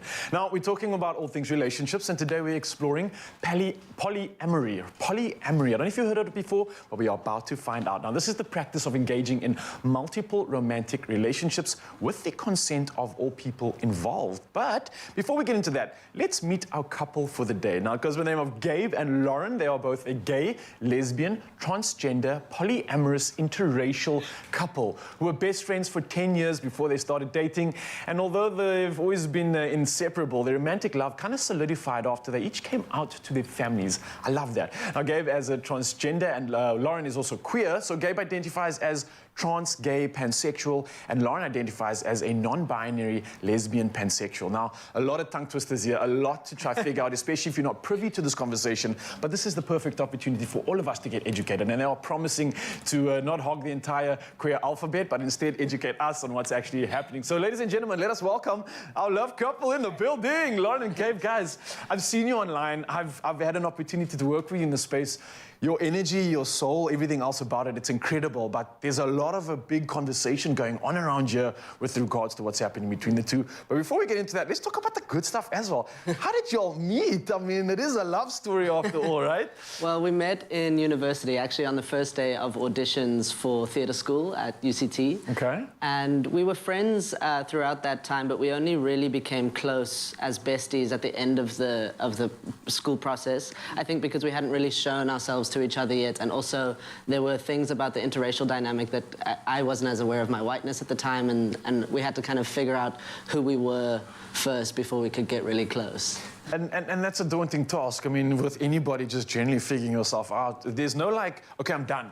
I know who I am. That's a continual journey, right? Yeah. Something that you guys often speak about in your journey. I mean, Gabe, you've been doing incredible things. You've directed one of South Africa's first rom-coms with regards to this space when it comes to the entire LGBTQI+ community called No Hiding, right? Which has been incredible. Ron, you're also starring in it. You're part of this magic as well. But you guys are bringing up incredible conversations, and the topic for me is educational. Talk to me about all the projects you're actually being involved in and why these conversations are so important, especially bringing it up in that space. Yeah, we when we graduated, we wanted to create our own work just because we, as actors, we just wanted to make sure that we were on film. And then when Gabe came back in 2019 and also came out, and it was before I came out, we started shooting content that was more queer and that we felt the conversations were missing in media. We wanted to just showcase it. And it just became more truthful, and as we started becoming more truthful about ourselves and coming out, that's what our work kind of focused on. Gabe wrote Hiding Here, which I was honored to get a part in. I got the part Gabe didn't think I would get, so I was happy. Was it not like inside advantage? No, I didn't have the final Are say. you sure? I had to fight my way to get that part. Okay. Because I was a lot older than the part, but Mnet chose me. Thank you. Looking good, of course. But our work is always just... Yeah, we want to fill a gap that's missing in media and that conversations that people are just not talking about. Yeah. We're currently developing a film that's about polyamory and about being queer and sex positive and very young, and a film that we've never seen in media. So, yeah, that's how. I love that. I don't think it's just a film, though. It goes deeper than that. For me, I think there's this perception, especially for a guy in my space, and I think I can identify with a lot of South Africa, there's this fear of, like, saying the wrong thing, or the lack of education doesn't allow us to really dive into the conversation. So in a weird way, it's almost like you're breaking the ice to allow that conversation to unfold. And instead of us making it personal, we can point at the movie and say, that character, what does that mean, etc. Something I want to dive into right now, especially, is that educational element. Something like polyamory. What exactly is that? How does that pertain to your guys' relationship? Okay, maybe I can bounce this one on you. Sure.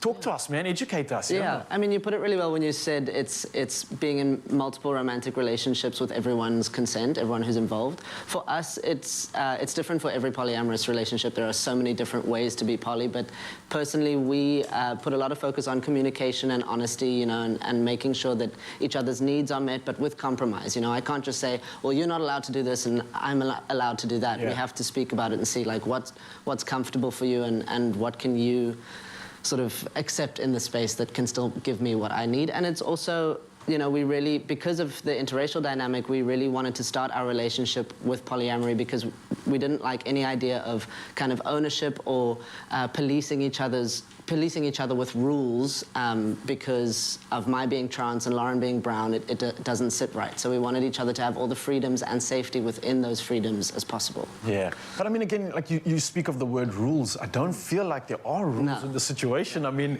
everything's been broken, the conversation itself, and much needed so at the same time. But look, that conversation is going to carry on right now in Zanzibar. Again, I can't thank you guys for being here. We have so much to dive into. We are going to be chatting to you again in just a bit. You got any questions, of course, come through on social media. This is the opportunity for us to dive deep. Don't be afraid of your naivety. Ask whatever you need to, because here is the reason for us to get educated and obviously understand. We'll be right back with more of this conversation in just a bit. Yeah, I love that. I love when true love triumphs and two star-crossed lovers find their way to each other. Beautiful. Sometimes, though, in life, we have to make those tough choices, and we've got to let go. We've got to break up with our couches. You've got to break up with your old lounge suite, okay? If they're not giving you what you need and deserve in that relationship, there's the door, okay? Because you #deserve Goma Goma.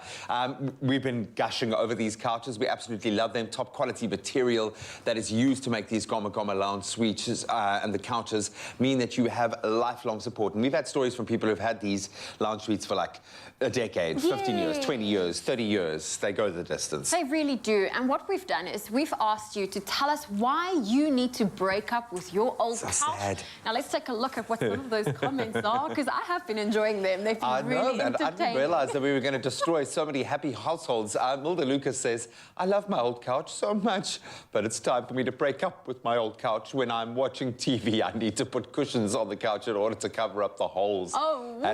#you deserve Goma, you do. That's there tough, man. we go. Felicia Pillay says, I would love a Goma Goma couch as my puppy ate our last one. Shame, I think a lot of pet parents can relate to that. I know. Well, for me, it's the cat. It's the cat and the claws, man. Ah, we love it. We really do. We can relate to you. We feel your pain. We want you to follow Goma Goma on their Instagram page for more inspiration, and that's at @GomaGoma_SA, and then their Facebook page, Goma Goma, to find out more about their unbelievable range of top quality lounge suites on offer. There might be your perfect match just waiting ready for you.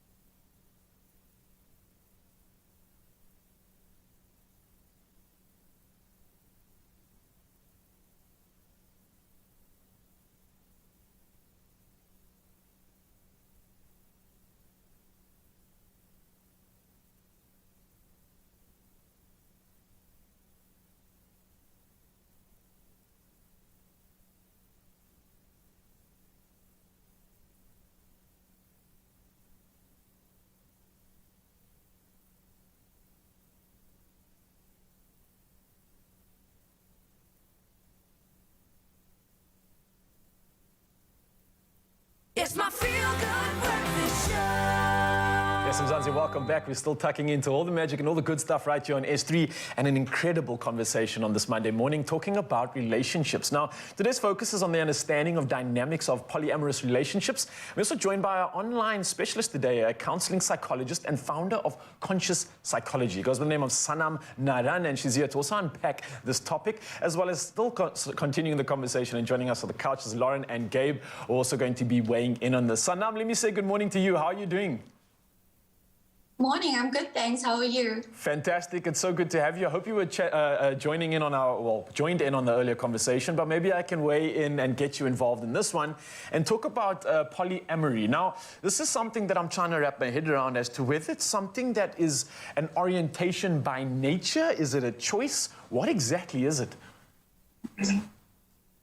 That's such an important debate because, you know, it's similar to the one around, should we always be monogamous? Should we be with one partner for the rest of our lives? And I think it's heavily influenced by religion and society. But if we go back many years to the animal kingdom, most species were polyamorous. There are certain species that are monogamous, but it's very difficult to sort of compare us to the animal kingdom because humans are remarkably different and complex. But I think that debate around whether it's natural or not isn't really helpful because we often as a society use that to justify unequal treatment to that specific population. So my view on it is, if that's your desire and if that's your need, then you should really explore that. I love that. I love the fact that it's not as important as what you actually identify with. Lauren, maybe I can ask you this question because, in a weird way, I can almost identify, the past me can maybe identify with some of the sentiments of polyamory because it almost feels like, there's this excuse of like, I don't need to commit to my partner, I can just kind of do my thing. Is that the case? Is it an excuse, or does it actually kind of almost trend beyond that? It's bigger than that. What is your opinion of that perception, really?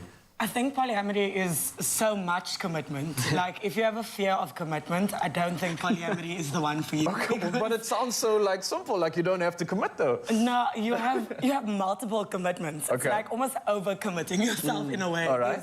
There's deliberate choices of scheduling, there's deliberate relationships. You don't go into it easy because you're constantly considering your partner or partners and considering yourself, We only have so much time in a week and you want to prioritize your needs and yourself, but also give love. And I think I was more uncommitted in my monogamous relationships than I am in my polyamorous relationships. Oh, so it like raises the level of awareness and the Yeah. fact that I need to love even more because there's more to give now amongst the many people. Yeah, you have to be more honest. Okay, I like that. I like that. So now maybe I can ask you, because obviously we're still trying to understand the differences and the real understanding behind polyamory, right? Is there a difference between polyamory and polygamy, if I'm pronouncing it correctly? Because it sounds similar, but I'm sure there is maybe a difference. I don't know, maybe you can weigh in on this. Yeah, so there is quite a difference between the two. And I think the main two differences is that in polyamory, you have intimate relationships with more than one partner at a time with everybody's consent. But with polygamy, you're married to, or you actually have more than one spouse at a time. So it's more to do with the marriage aspect, as well as in polygamy, we often see more heterosexual relationships, while in polyamory, it's sort of heterosexual as well as part of the LGBT community. I love that. Okay, maybe I can ask you this, and maybe I can challenge you at the same time, because polyamory does, in my opinion, allow for the potential for love to manifest in many different spaces, wherever you're perhaps giving it. Are you not then threatened, or maybe potentially like insecurities may arise from the fact that maybe you might lose Lauren to somebody else that she feels she resonates with so much more? Are you going to be okay with that? Are you going to be happy with that, knowing that you have the potential to often then, within the week or within an instant, just lose your partner or lose their love to somebody else? Is that a concern even? Absolutely, in a sense. There's definitely insecurity, and I think everyone feels jealousy. Being poly doesn't mean pretending that we're not human with responses and emotions, that come up.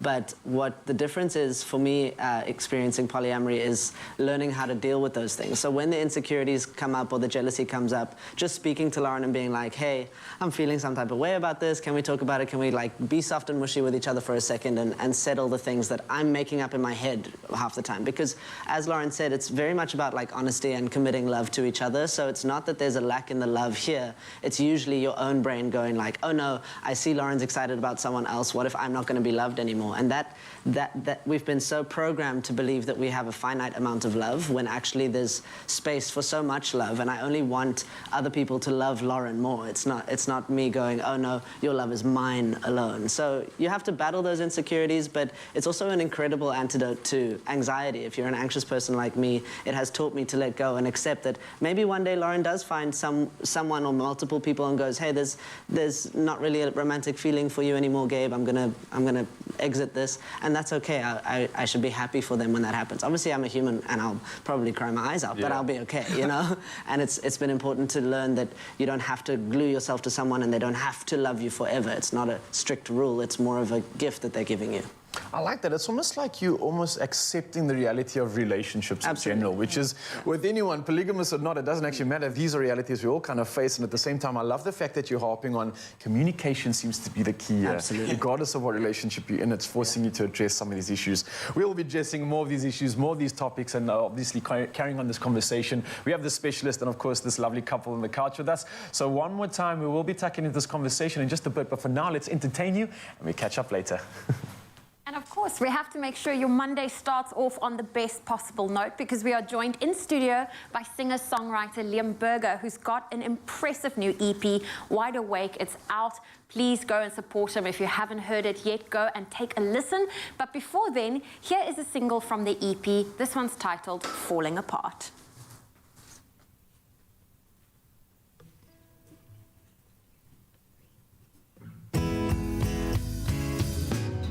Monday morning, I've been mourning, 'cause you're not lying next to me.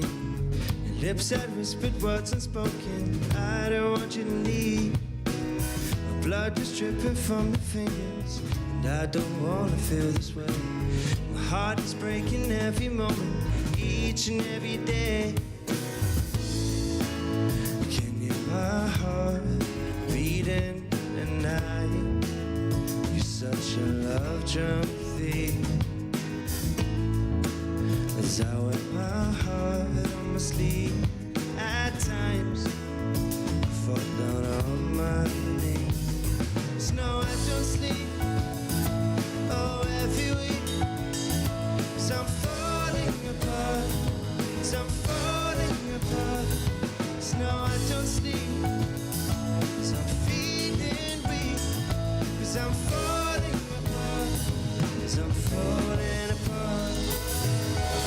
I've been drowning in this bottle full of all my insecurities. Drinking like there's no tomorrow. There's no tomorrow. I gave you my heart through the way. You find yourself another place to play.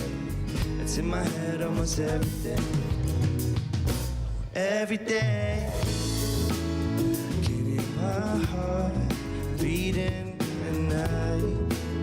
You're such a love junkie. As I wear my heart on my sleeve. At times I fall down on my knees. There's no I don't sleep. Oh, every week. 'Cause I'm falling apart. 'Cause I'm falling apart. There's no I don't sleep. 'Cause I'm feeling weak. 'Cause I'm falling apart. 'Cause I'm falling apart. I'm drowning in the tears of your love. I'm fighting with the fears of your touch. I'm drowning in the tears of your love. Oh, I fall apart. No, I don't sleep. Oh, every week. 'Cause I'm falling apart. 'Cause I'm falling apart. 'Cause no, I don't sleep. 'Cause I'm feeling weak. 'Cause I'm falling apart. 'Cause I'm falling apart.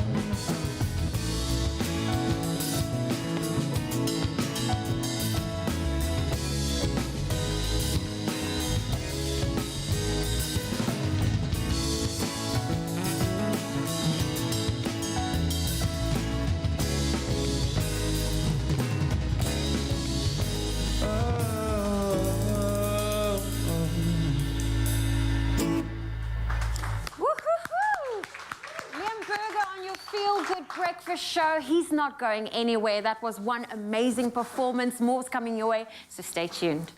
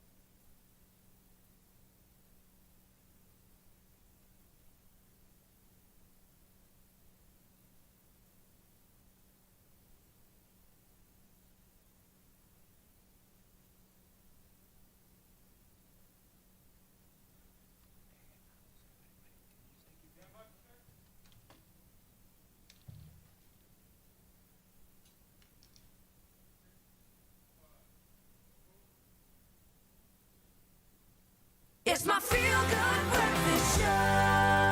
Welcome back from Zanzi. Still feeling so good and still locking into all the good conversation right here. And opening up with S3, of course, your feel-good breakfast show. Now it's Monday and we're continuing our love and relationship discussion. And today we're zeroing in on the concept of polyamory and its place in modern dating, the world we live in that's so scary as it is. Now we're joined online by a counseling psychologist and founder of Conscious Psychology. Her name's Sanam Naran, the specialist, and she's here to obviously help us unpack this topic. Also on the couch, Lauren and Gabe are still weighing in with their personal opinions as well as experiences. Guys, there's so much to chat about. This is our last session of this conversation. I'm hoping that we can have more of these in the future. I want to ask you maybe something of a more practical conversation or question with this relationship and this choice of polyamory. There's a lot of work, right? There's a lot of awareness that needs to take place. And one thing I admire is the level of maturity, like we just discussed earlier, about you need to be in constant communication with each other in order to make this work. And it's good work that you're doing. Practically speaking, though, how do you plan time with each other? I mean, it sounds like, I look at my partner and I'm like, geez, it's busy, it's hectic. You've got to schedule time almost. Is it the same thing in this situation situation, or do you allow it to just become organic? Like, I don't feel like seeing you this week, so I'll see you when I want to see you, and then a random phone call comes through? Or do you make the plan to engage and this is our time, let's get involved? How does it actually work? I think every relationship has that feeling of, if you don't schedule, we might miss each other, or your week gets too busy, there's not enough time. I think everyone is always busy, especially right now. And so you do have to be deliberate in creating time for each other, and creating time for other partners, and creating time for yourself, and also for your friendships, to not leave your friendships behind because you're wrapped up in 3 other romantic relationships. So you do have to be quite deliberate, and also set boundaries. You know, sometimes I can't see you every day and I can't see you every week. It means that I'm letting other relationships down by seeing you that frequently. So to set boundaries and just ask for what you need, and, you know, sometimes, okay, I'm only seeing you on a Friday, but I miss you on a Tuesday already. There has to be some negotiation. I think it's for every type of relationship. Yeah, I like that though, because it speaks to the pertinence, and it's also you being direct, you're being honest with yourself before actually bringing up the conversation. So again, with that, I love the positivities.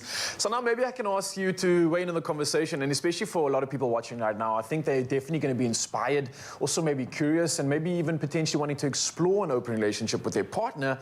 How exactly can they start this conversation with their significant other? How do they welcome this phase of the relationship in, if they are looking to do so? So I think the first thing to do is to really explore your partner's interest in it. So it's not going to be really helpful to go to them and say, look, I want to be in a polyamorous relationship. It might not really work well for you. So to really just explore their interest, to see if it's something that they would be interested in.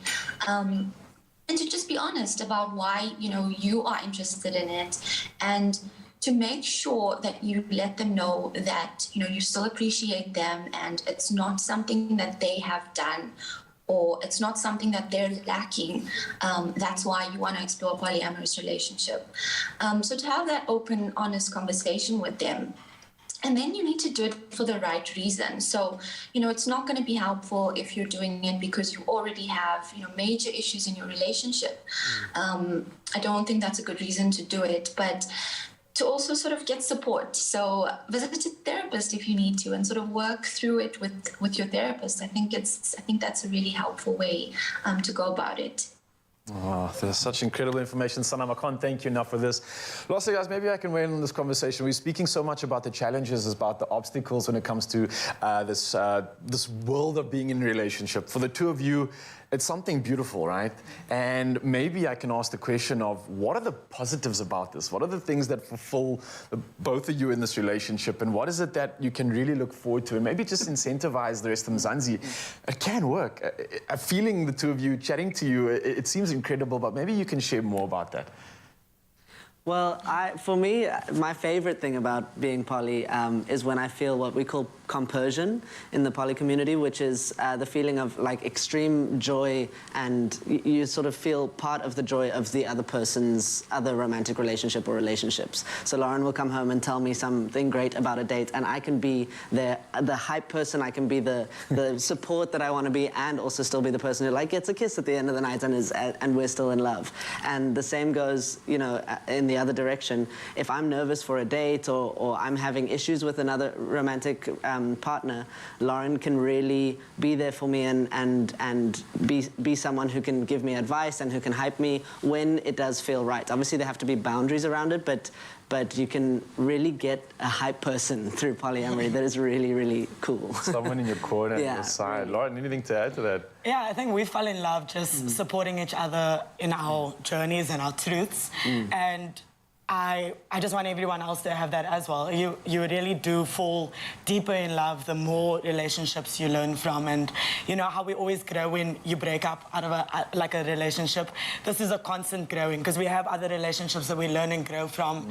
And you grow as an individual, and I don't think there's an end to love, and you don't have an infinite amount of love. You actually learn to love more. You know, if you have more children, you don't love one less. You just love everyone, you know, and you learn to have so much more love.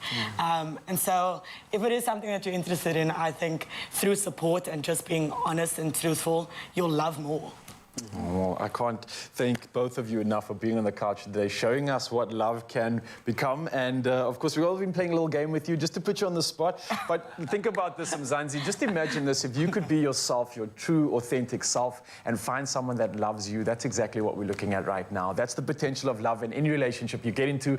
And don't compromise on your own love. Of course, we'll be catching up with these two lovebirds. Sanam, thank you so much for also joining in and weighing in on this conversation, the specialist in the building. And Mzansi, thank you for listening. Yes, and of course we're going to play a game that's going to drive a big fat wedge between the two of them in just a moment, so stick around for that. But we do love on this show. But of course we also love our performers, and Liam Berger has not disappointed. He's been amazing so far. Now we're going to have a little bit of fun with him with a really cool game that's going to put him to the test. Today we're going to play a game called the Whisper Challenge. And this is how it's going to work. So Zoe is going to be our whisperer, okay? And then of course Liam is going to be wearing headphones with some very loud music playing, Metallica or something. No, I don't know what's going to be playing. And then, of course, Zoe is going to read out a pretty well-known phrase, but as a whisper. And then Liam, who looks terrified right now, is going to figure it out. You can sing beautifully, but can you read lips? Definitely not. Oh, this is going to be brilliant then. And remember, when you fail, it's really entertaining for us. So we don't care if you get it right or wrong. But these are relatively well-known phrases, okay? Zoe, I'm going to say you can use whatever methods you need to get that information across. Okay, I'm just putting it out there, okay? I'll help him. So there's a whisper, but feel free to use the body language is there. All right, buddy, bang those headphones on. Is there music playing? Can I get a thumbs up? Not yet. Is there music on? Is it not? Not yet. No, he can't hear you. Can you hear me? You're terrible. Your performance was awful. No one likes you, man. Music's not bad, though. All right, buddy. Can't say that. You ready? Okay. Ready. Okay, Zoe, go for it. What doesn't kill you makes you stronger. What doesn't kill you makes you stronger. He's got it. Brilliant, man. That was great. Well done. You can say that again. You have? You can. You can say that again. I got nothing. Make it up. Listen. Make it up. You can You can say say that that. again. Again. I like. I want. I don't know. Again. Again. This is so hard. Okay, next one. We're going to do this. Practice makes perfect. I feel like I got perfect. Yeah. Perfect. So That's perfect. practice. Pride. Practice. Lied. You lied. Practice. Play.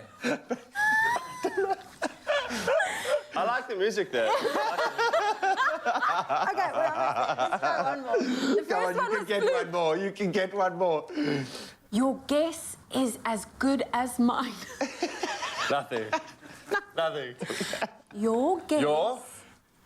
Guess is. No, I'm seeing something that's very wrong that Really? I don't think I can say on TV. No, it's not wrong. Your? It's breakfast TV. Yes. Ask? I don't know. Your guess is as good as mine. This is the hardest game ever. Ever conceived. I know. It's brilliant. Okay, let's do one more. Let's try one more. Let's try one more. Oh. You have to get one more. Ooh, this one's good. Never Never judge a book by its cover. Yes. Yes, there we go. These are Well phrases. done. Should we go back to the ones you didn't get? Okay, let's go one more. One more. When nothing is going right, go left. When nothing's going right, go left. I love it. I think Okay, the music take the stopped. headphones off. Okay. Okay. Are you willing to try one, Zoe? Can you try one of these and see Can if I you try one? listen? Okay. Or Okay. whisper. I don't Let's know what see. the. Let's see. What have we got left here? Okay, there's still a couple there. Okay, wait. I don't hear music. I hear music. Okay, is it good music? Thumbs up. Is it nice music? She's in the zone. Okay, she can't hear anything. You've got such a serious face right now. Okay, watch Liam. Watch Liam. Yeah. Once in a blue moon. Once. Once. Once. Yeah. Once. In In. You could. In. A. Is he spelling the word for me? No. Once in a blue moon. This game is difficult. Okay, let's do another one. I'm terrible at lip reading. I could never be a bartender. Okay. Time Time flies flies. when you are Doing the breaststroke. fun.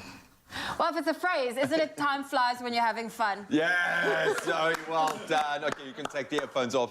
Give yourself a round of applause, man. Well done. It literally looked like you were spelling words at me. Can I try one? Go for one. Go for it. The music's quite nice. What is the music?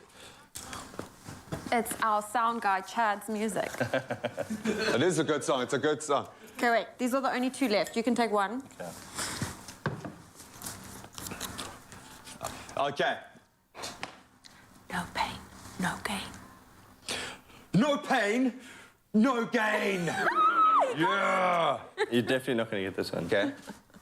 Here's a chip off the old block. So, I'm supposed to be whispering, huh? Yeah. There's a chip on your No. There's a chip on the chip off the old block. Yeah, see? He knows his phrases. I'm pretty sure he wrote these, hey? Probably. Oh, I love it. It is good. It is good music. Thank you, Mr. DJ. That was great. Oh, that was so much more difficult than I thought it would be, buddy. Well done. I take my hat off to bartenders. I mean, you know, that music's so loud and you're like, and they bring you what you want. Double. Absolutely beautiful. Well done, Liam. You've done brilliantly well. Thank you, man. Oh, that was so much more intense than I thought it was going to be. Did you play along? Did you get it? Could you read Zoe's lips? Let us know. Maybe you want to have a go at the whisper challenge yourself. It's a lot harder than it looks. Liam ain't going anywhere. I feel like I just need to tell you the two you couldn't get was, you can say that again. Okay. And practice makes perfect. Okay. Oh, and I thought with the peas, practice. I thought with the popping of your peas, you'd definitely get it. But a brilliant game. I think, Liam, you deserve a round of applause. Absolutely brilliant. We'll give it to him this morning, our Whisper Challenge champion. Spend your money wisely. Ungayi ngabantu. Do you want a bank that takes your money or a bank that takes your money choices seriously? Join Nedbank today.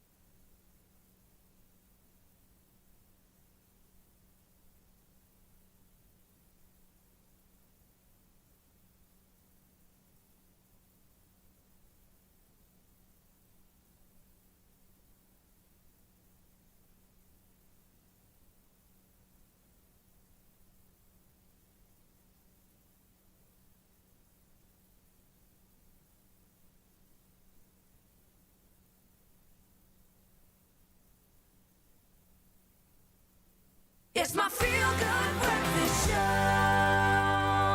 It is your Feel Good Breakfast Show indeed. Welcome back. It is top of the hour, 8 o'clock, and Ryle is standing by with a final look at your morning headlines. Yes, thanks so much. So it's obviously just past the hour. Time to take a look at the national news fronts first. And talking of the National Council of SPCA, which is donating 30,000 Rand towards relief efforts at Ukraine animal shelters. Now, the NSPCA said it was establishing legitimate routes for donations to benefit as many Ukrainian animal welfare shelters as possible and to ensure the money reaches the animals on ground. Now, it said it commended these those working at animal welfare shelters in war-torn Ukraine Ukraine who have decided to stay behind and care for the animals. Now, the NSPCA has asked the public to donate towards the cause using the reference Ukraine. Now, next up, our Justice Minister Ronald Lamola says the establishment of more specialized commercial crimes courts will bolster efforts to fight corruption and ensure speedy prosecution of corruption-related cases. Now, Lamola was speaking during the Justice, Crime Prevention and Security Cluster media briefing in Pretoria yesterday morning. Now, 2 such courts have already been established in Mthatha and East London in the Eastern Cape. The courts have also been established in provinces where they did not exist before. Now, these including Limpopo, Mpumalanga, Northern Cape, as well as the Northwest. Well, from national news, we move over to international fronts and heading over to Malawi, where the President Lazarus Chakwera has inaugurated the new national tree planting season and simultaneously launched the Malawi Green Corps project and national forest calendar this weekend. Now, the initial opening of the tree planting season usually falls annually in December, but was delayed because of late rains. Now, Malawi plans to plant 40 million trees this season, and Chakwera appealed for concerted efforts in managing and protecting forestry resources in order to mitigate deforestation in the country. Now, he called on every Malawian to become involved in forestry landscape restoration activities too. Now, moving over to the EU, where they have imposed a blanket flight ban on Russian planes. Now, the head of the European Commission, Ursula von der Leyen, has announced the following. She also said that the EU is shutting down its airspace to Russian-owned, registered or controlled aircraft, and Russian planes have also been banned from UK airspace. Meanwhile, the largest plane in the world, Ukraine's Antonov 225 cargo plane, was destroyed by Russian strikes outside Kiev yesterday. Now, the aircraft was unique in that it had 84 meters in length. It could transport up to 250 tons of cargo, and all this at a speed of some 850 kilometers per hour. Well, next up, the phrase hanging on for dear life. This one received new meaning recently when utility workers in the Colombian town of Terraza rescued a wayward sloth that had climbed on an electricity pole. Now, it was high, and it was high drama as well when Victor Hugo Lopez and Alex Misas from a public services holding company were summoned to a power pole after members of the public reported a sloth was hanging from its live wires and was in danger of electrocution. Now, the two men who had been working nearby were able to bravely scale the pole and reached out to the sloth. At first, it was scared and kept moving away from them. But in the end, it finally came to its senses and grabbed onto the broom that Lopez held out after he had spoken to it in a very soothing voice. Now, the sloth was unhurt and later safely relocated to its natural habitat. It's time to take a collective deep breath now. Well, on that note, I leave you with the rest of the headlines. Of course, we've just, gladly gone way past the hour, but here's G with the latest on the sport this weekend.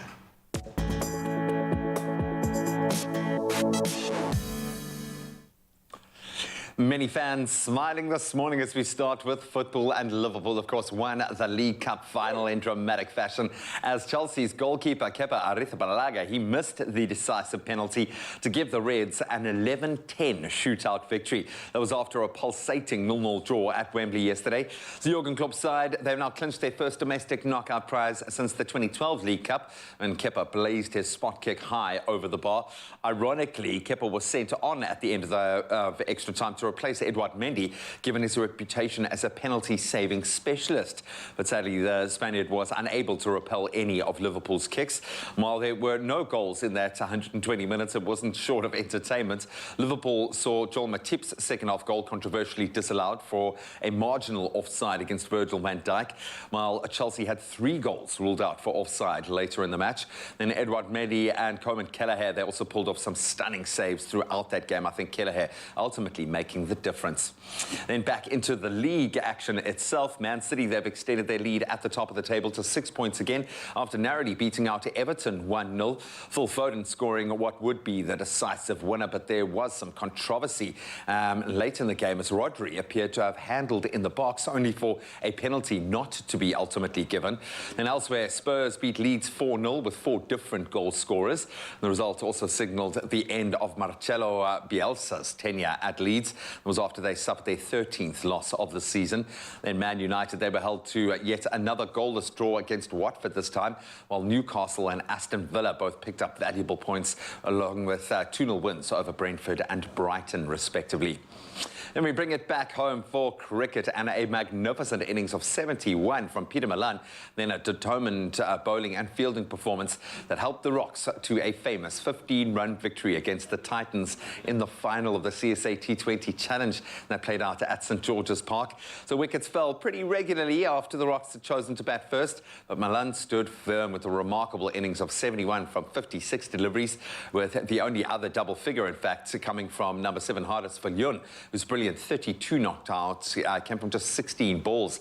Then Proteas spinner Tobias Shamsi, he took 3 for 20 in his 4 overs, and fast bowler Lizard Williams also weighed in with 2 for 30. Then in reply, the Titans slumped to 29 for 3 in the 6th over, while at the back end of the innings, the lower order were left with just too much to do, with 20 runs ultimately needed off that last over, and they couldn't do it. And then finally on to tennis, he's marching on. What a year he's had already. Rafa Nadal maintained his unbeaten start to 2022 by beating British #1 Cameron Norrie 6-4 and 6-4 to win the Mexican Open again. So at the end of last year, Nadal thought he might have to retire because of a foot injury. He went on to win all 3 tournaments he's played in this year so far. The Spaniard won his 21st major title at the Australian Open after victory in a Melbourne warm-up event, and it's the 91st title of Nadal's career and a 4th in the Mexican city, having won his first as just an 18-year-old back in 2005. So this means the 35-year-old, who also triumphed in 2013 and 2020, is now the tournament's youngest ever and oldest ever champion at the same time. Brilliant stuff, but that's where we leave our sports on this jam-packed Monday morning. Let's get one last take on the weather.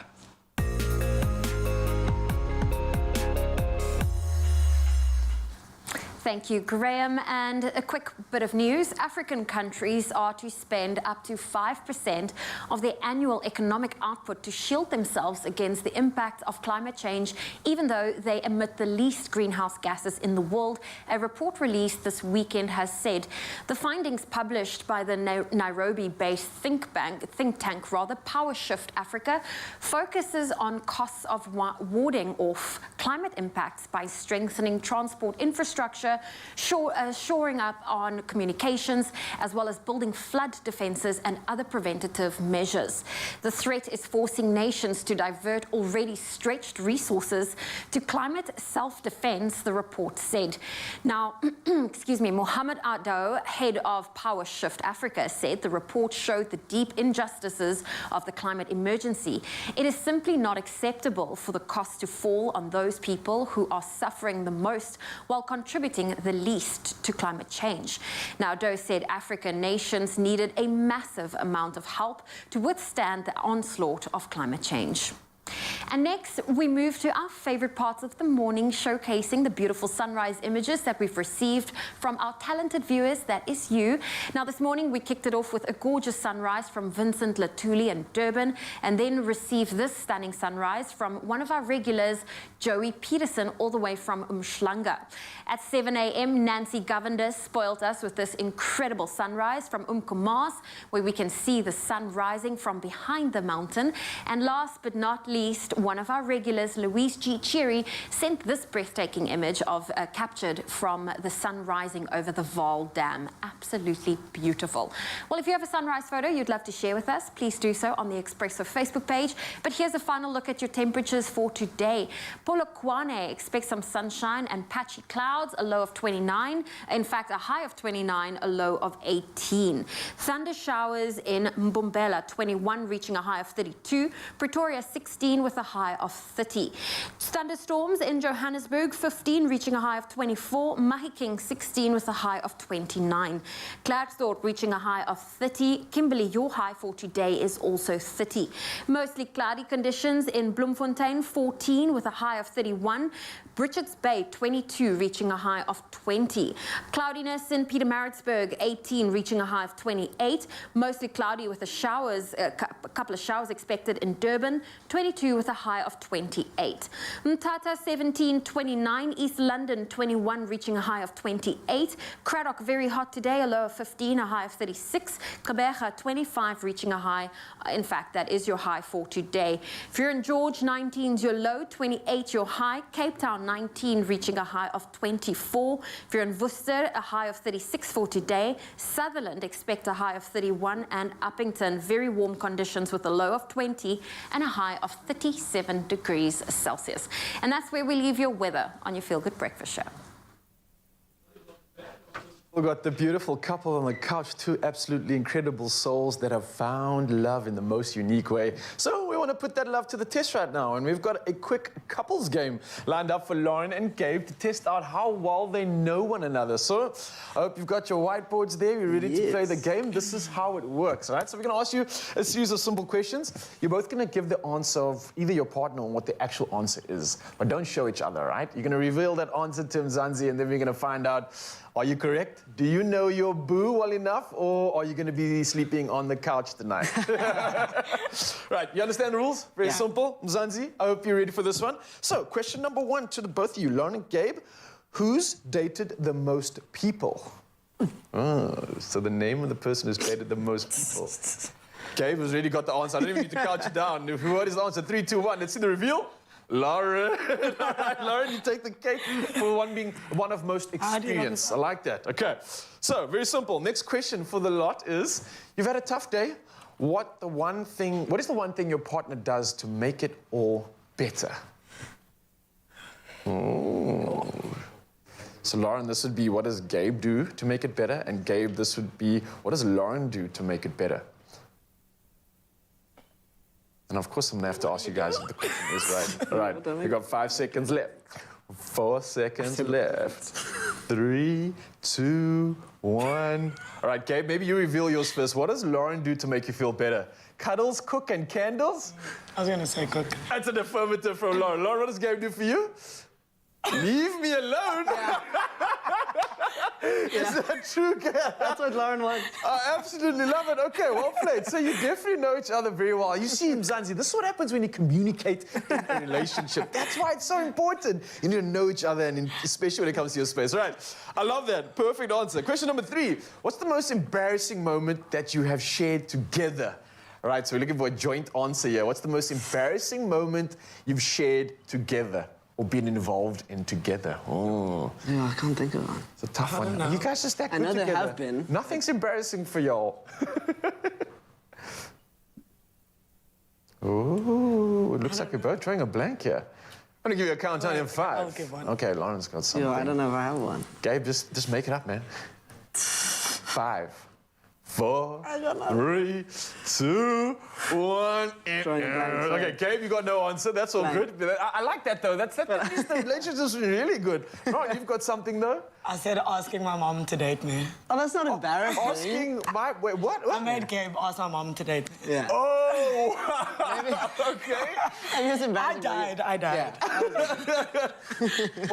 Is that the story though? I mean, I didn't go exactly. Were you nervous? It went really. I was terrified, but she was amazing. She was so kind. It was nice. It was the only win I could get. My mom has always said no one asks permission to date her children. So I was like, I know a way for you to get it's in. Unconventional.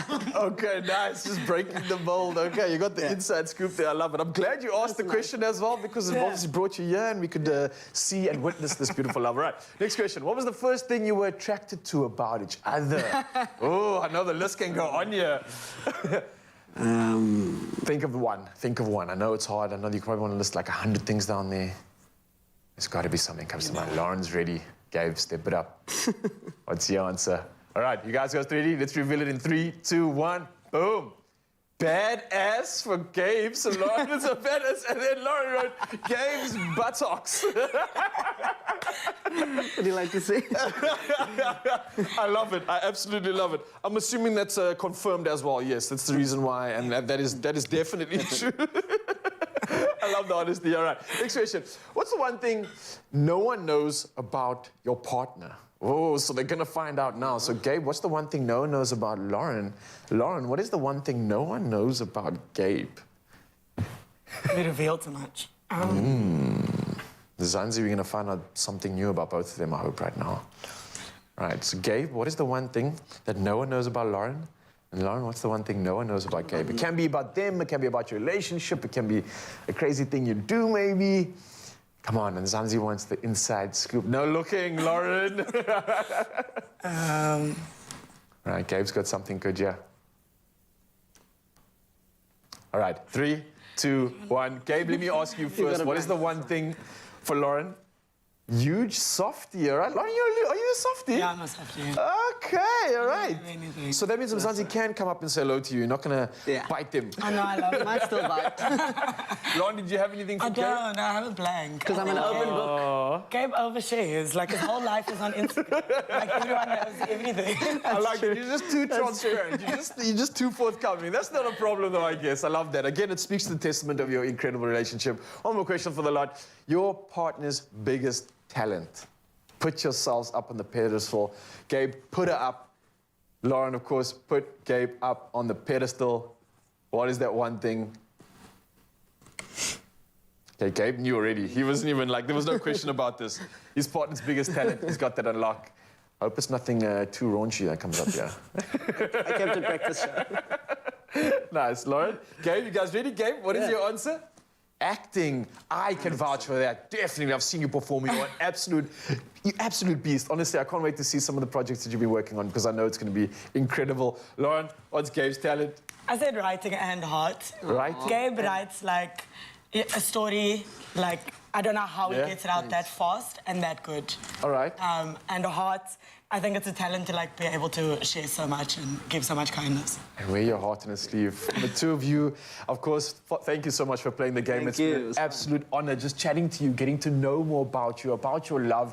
And I think for everybody at home, Mzansi's definitely been inspired. I think it doesn't matter who you are. As long as you're a human being and you can be conscious and you can be aware, there shouldn't be too many obstacles. You guys are sentiment of that. So thank you so much for sharing. Thank you for having me. Chatting you again. And good luck to all the work that's coming your way. I can't wait to see you guys both on the screen. I know you're doing some incredible work, writing, producing, acting. Magic is to come, Mzansi. Let's give a round of applause for our incredible couple, Ron and Gabe. Thank you so much for joining us on the couch. And I hope you enjoyed How Well Do You Know Your Boo?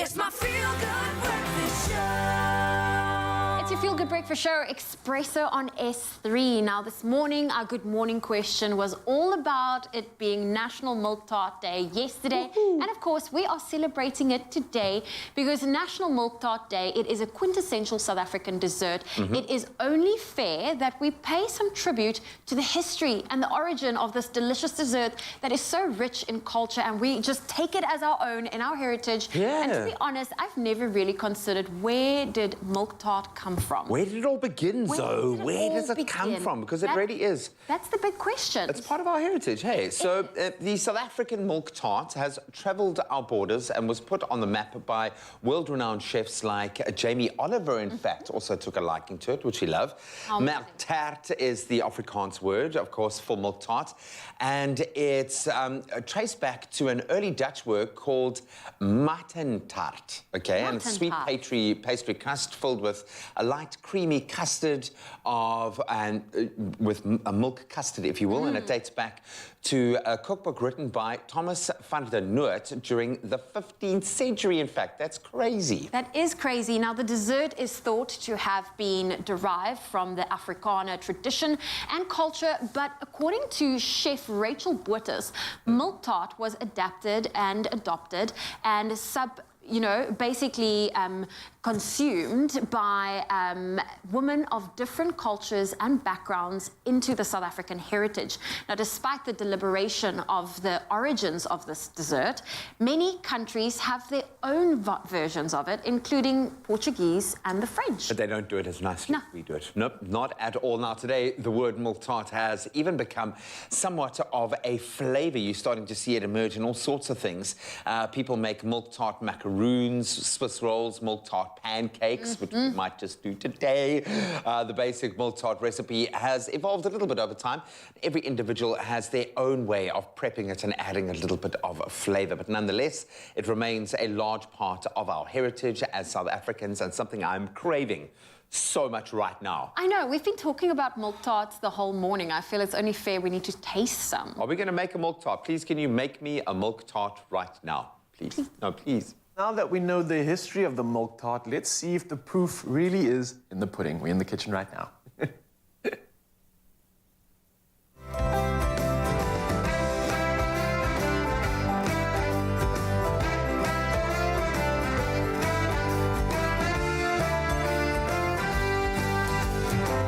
Made with love by Clover. Okay, so we are doing it. Yes, we're making it happen. And of course, with yesterday being National Milk Tart Day, what a better way than to commemorate it, right? With other than a classic creamy milk tart. Well, one is coming right up. But if you are lactose intolerant, then having a slice of this creamy bake is definitely not your idea of a good time, right? But the good news, today's milk tart recipe is lactose free. Yeah, that's what's up. And that's thanks to Clover's No Lac. And now you can enjoy dairy again in your own sweet way. And of course, here to show us how is Teresa in the building. Hello. How you doing? Good, good. Did you have a good weekend? I did. Busy weekend. Did you make some milk tart yesterday? I didn't. I was saving myself for today. Okay, nice, nice. Yes. So I'm going to help you out with this. We're going to make some magic. Of course, we've got a lot of pressure on us being a national dish in some ways. Yeah. What are the steps to this? How are we doing it? All right. So you're on pastry. I'm on filling. Okay. So what you've got pastry. there, you've got some flour in the bowl. Okay. And you're going to add your dry ingredients. So dry ingredients, looks like we've got some sugar in here. We've got some butter. Let me just pop that in. Yeah. Looks like we've also got some salt and baking powder, right? Oh, spot on, you've got it. And then we've got an Basically, you want to rub that together. That's it. Okay, so rubbing it together. So I don't actually need the pan. We can it's a bit messy, I'm sorry. Get involved, yeah. let's get messy. I like and what this. I'm doing is I'm heating up some milk and I've put a cinnamon stick in there just to infuse that beautiful flavour inside. And then I've got some egg yolk here as well. And I'm going to add some sugar. And I'm basically going to just whisk this all together. We've got a little bit more Clover No Lac, because we want everyone to be able to enjoy. I love that. I never knew that was actually possible. I mean, I think everybody around the world that is like lactose intolerant doesn't even know what a milk tart is. Up until now, we got you, Mzansi. We've got everyone covered. What's your favorite part of a milk tart? Because there's a lot that goes into it. It's got like these layers of flavor and consistency. I love everything with cinnamon. So for me, that is the best flavor. That creamy custard with the cinnamon. Oh, yeah, I was going to say the same thing. It's weird because cinnamon for me gives me such a warmly, homely feel to any meal, dessert, or a dish. So when you're having it here, I don't know, the nostalgia in cinnamon is just, it takes me back. It's amazing. And it's so comforting. I totally agree with you. Yes. So I'm adding some corn flour as well. Corn flour, nice. If you didn't have corn flour, normal flour would do? Normal flour is fine. All right. Yeah. So whisk that all together. On my side, obviously, I'm working it in here using the hands. Good, Am I making progress? Is this the right way? That's looking good, yeah. So you want to just keep using your fingertips, rub it in, and you're looking for a breadcrumb consistency. Breadcrumb consistency. Yeah. I think with this, it is fun. It does obviously get the calories going as well. I can feel the arms getting involved. So we're definitely earning this slice. That's right. That is for sure. And then what you can do is when you get to the breadcrumb stage is you just add enough water to kind of bring that dough together. Bring it all together. Yeah. I like that. Pretty simple. And then what I'm going to do is I'm going to add some of this warm milk into our eggs. So we're tempering the eggs. Obviously, we don't want to throw them straight into our pot because we're just going to scramble them. So we're going to slowly raise the temperature of the eggs, like that, and then we're going to put the whole thing back onto the stove. That's tempering, right? That's I never knew that, okay. Yeah. Slow, gentle, have fun in the kitchen, and that's how you get the milk tart done. Don't want to scramble our eggs.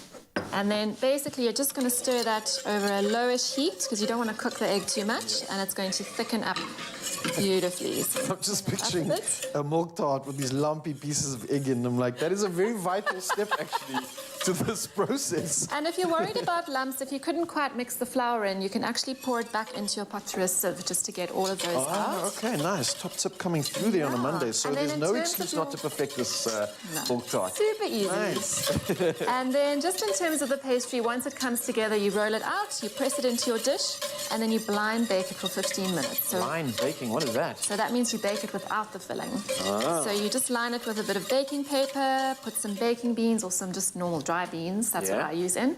Pop it in the oven, and you're just going to bake that pastry and get it beautiful and golden. Oh, wow. Well, look, I mean, for anybody out there that has been dying to try a milk tart, but maybe you also are someone that suffers from symptoms like stomach cramps, eczema, bloating, as well as nausea, and especially after consuming dairy, then it may also be the fact that you are, in fact, lactose intolerant. But with the Clover No Lac lactose-free range of milk, mass, and dairy snack, then you can enjoy dairy again. Obviously, it's got all the good taste, all the good feels of dairy, but without that lactose involved. So Clover No Lac is pre-treated with the enzyme lactase. Now, this breaks down lactose, making it easier to digest for lactose-intolerant people. Now, I think that is absolutely perfect and such a unique way to get back on all the good stuff that you maybe have been missing out on. And like we just said, now, if you are maybe experiencing some of the symptoms, it might just be that you have an intolerance. So maybe test that out, wean yourself off it, try No Lac and see if it does the same thing, because that might be the answer to your problems. And of course, the solution to you enjoying this beautiful dessert. Teresa, how are we looking on your side? So we're still waiting for it to thicken, but all you need to do is wait for it to look like a custard, so it'll thicken up. Yeah. And then, you know, we used egg yolks before. Yes. Not wasting the egg whites. You're going to whip them up. Oh, yum. You're going to fold them into your custard with some vanilla. And then you're going to bake the whole thing in the oven for 25 minutes. And then pop it in the fridge. And then hopefully you have the perfect milk tart, fit for National Milk Tart Day, which was yesterday, but we are commemorating it right now. Of course, Mzansi, you can get this recipe at expressoshow.com. All the inspiration you need to make sure that you never mess this up. And of course, with Teresa's top tips, it's going to be absolutely flawless. If you just tuned in, shame on you, Mzansi, but don't worry, we got you covered, because right now, here's your recipe recap. Nice stuff. I enjoyed that.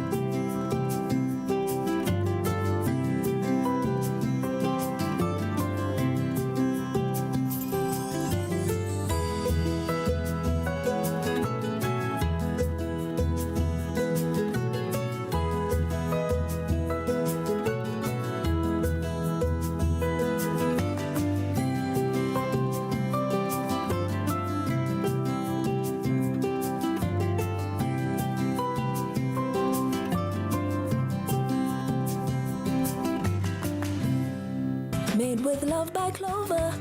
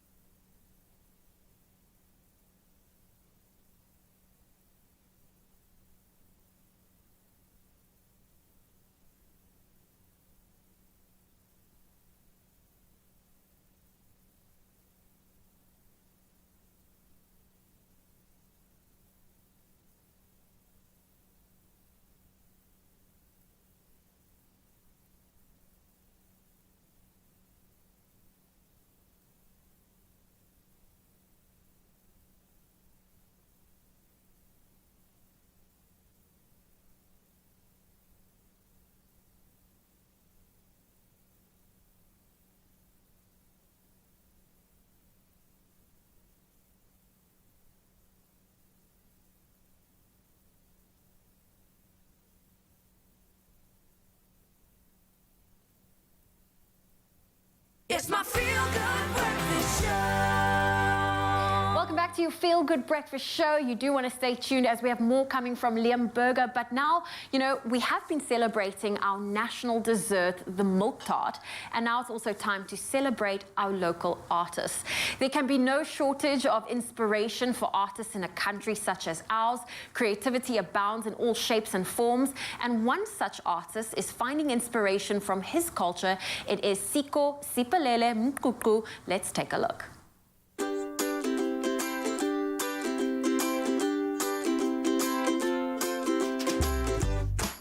My name is Siko Mkuku, and I was born in Mthatha in the Eastern Cape, and the name of my business is Siko Ceramic.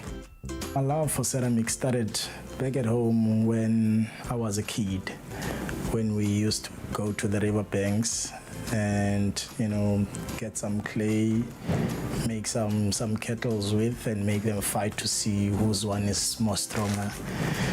And then I went to university where I was admitted in fine arts, and I saw a different perspective of ceramics, and I fell in love with it right away. So I came down to Cape Town because I needed to explore a bigger industry in ceramics, and I needed to come and network and learn more about the business. My ceramics stand out because of the story that I transfer or I share through my artifacts, through my patterns and colors. So my signature pattern is inspired by a checkered blanket called Ityali. Ityali is a checkered blanket mostly common in the Eastern Cape that our parents wore. As you can see, the lines that make up this pattern, we look at the colors, it's mostly a combination of my experiences growing up, because we also were exposed into the plants and animals. You know, I translate those colors into the artifacts as well. Sharing the culture through my art is important to me because of it's educational to the young and keeping the culture alive.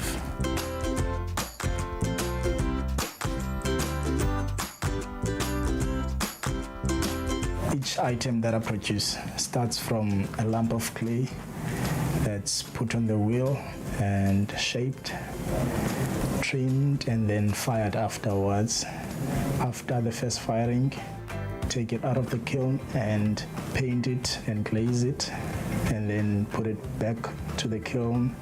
And then after that last firing, which is the second firing, you get a finished product. And of course, each and every piece that I make is hand-signed. One of my favorite processes that I make is to just sit on the wheel. So sitting and making on the wheel is very therapeutic. It makes me relax and forget about the outside world, you know. So when I'm holding this ball of clay, I feel connected to earth. I feel connected to the clay, and I feel like it needs to communicate to me something that I have to translate into a form. So I make mostly functional items, and I have tableware range and also some deco items like your vases and your lidded jars. So my hopes for the future is to see my career taking me farther than my eyes can see, and I want to be an inspiration to most of the young people, and I want to give them hope. People can find me on social media platforms, Facebook and Instagram at Siko Ceramic. And more excitingly, I have a big sale that's going to be happening from the 1st of March up until the end. And yeah, it's mostly items that I've been doing throughout the years of growing and refining my products. Now, we are proud to welcome the man behind the fine art, Siko Sipalele Mkuku, into our studio. And you've brought some of your beautiful ceramics along. That's right. Oh, my goodness. So I asked Siko, like, do you just paint them? Do you make it from scratch? And you have such an interesting way of going about it. Before we unpack that a little bit more, can we talk about this philosophy that you have, that art disturbs the comfort and the comfort. I'm butchering this saying because it really is something about art, you know, it disrupts the comfortable and comforts the disrupt. That is the philosophy. I think it's absolutely beautiful. Yeah, I think art does have a way of shaking the norms, you know, the comfortable ones with ideas of art, with like different designs of arts, and you'd find that people see things in a different perspective. So that's what I mean by that. And you definitely see it in a different perspective. I'm looking at these beautiful pieces in front of me. You've made them all from scratch, right? From scratch, yeah. So how does that process, how do you go about that process? At this moment, it goes from buying the materials from the suppliers, but I also know how to, you know, mine clay from the ground and process it and making it ready to use it. Now I'm looking at this very unique pattern that you like to base your work on, and this is obviously what it is from a common Xhosa blanket called Ityali. Can you tell me a little bit more about this unique pattern and how you've incorporated it into your work? Yeah, so this Ityali pattern is a checkered pattern, as you can see. Yeah, as you've said before, it's mostly captured from this Ityali blanket. I'm trying to cloth my work to give it the warmth of home. You know, it's more related to women. You know, women. You know, the people that. You know, that turns a house into a home. So that's warmth.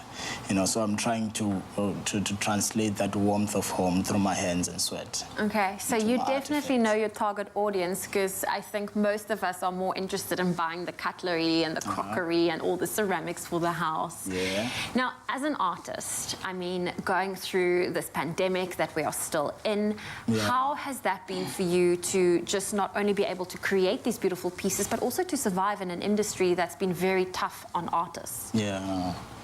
Well, it hasn't been that much tough as I expected, because then I think COVID has its positive sides, you know, because then what made it better for me was that people were indoors and they actually realized that they need stuff that they can appreciate and they know who's made them. So in that sense, I've had like a lot of people that sort of ordering and, you know, having to having the desire to have that something that's made by Siko. So yeah, it hasn't been like really that much tough. Okay, well that's beautiful. That's a beautiful outtake on life. Now, as the founder of Siko Ceramics, do you offer lessons? Are there ways for people that also want to get stuck into the creative side of ceramics, not only the painting of it, but the sculpturing of it? Yeah. Is that something you're offering or thinking of offering? I do offer lessons, but I don't do them as much as I used to, but it's something that I'm looking forward to doing this year, but not much on individuals, but like having like bigger workshops, maybe once a month or something, but I haven't started it yet, but it's on the way. Okay, well, I'll definitely be keeping my eye out, because that's something I would love to get involved in, and what a great way to just, you know, release that creativity. Apart from this beautiful pattern that you get from the Xhosa blanket. Yeah, which is my signature pattern. It is your signature pattern. How would you describe your style? My style is one that looks, that has a touch, you know, the natural look and feel. That's my style. Still connected to earth in a way. Yeah, Very, very beautiful. As you can see the background. I don't want. Now it's very common on ceramics that it's just coated with color and glossy and all that. So I'm running away from that. I want something unique, something different, and also something light, because most of the ceramics out there are like very heavy, you know, without coffee. But then when you put coffee inside, like it's heavy. Yeah. So I'm light and unique. Oh, well, listen, looking at these are beautiful. I'm pretty sure there's a lot of people at home thinking, how can we get our hands on these beautiful pieces? Yeah. What is the avenue for people that want to support you, get their hands on your beautiful ceramics to, you know, purchase some of them? Mostly on social media platforms, Facebook, Instagram, or at Siko Ceramic. There we go. Yeah, and also I'm about to run a sale, a clearance sale of some. I've got quite a lot of items that I've been doing throughout the years. You know, I've been going from studio to studio until I had my own studio. I know. So, you know, in the process of that, I've been like refining the product up until I get to this kind of fine and. Well, it has been amazing to not only see you in the flesh, because we saw you on the screen earlier, but to see your beautiful products too. Do go and support him. It's Siko Ceramics. That's CKHO and Ceramic. And then, of course, keep up to date with his social media pages so that you can also, you know, capitalize on the sale he's going to be having, but also to support the incredible art that you see on your screen right now.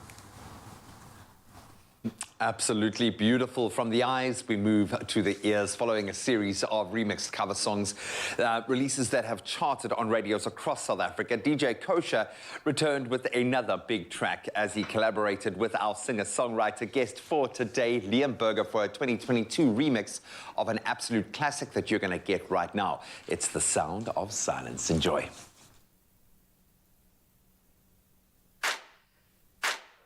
Hello darkness, my old friend. I've come to talk with you again, because a vision softly creeping left its seeds while I was sleeping, and the visions that were planted in my brain still remain within the sounds of silence. Through restless dreams I walked alone, narrow streets of cobblestone, beneath the halos of a street lamp. I turned my collar to the cold and damp, when my eyes were stabbed by a flash of neon light. It split the night and touched the sounds of silence. Hello, darkness.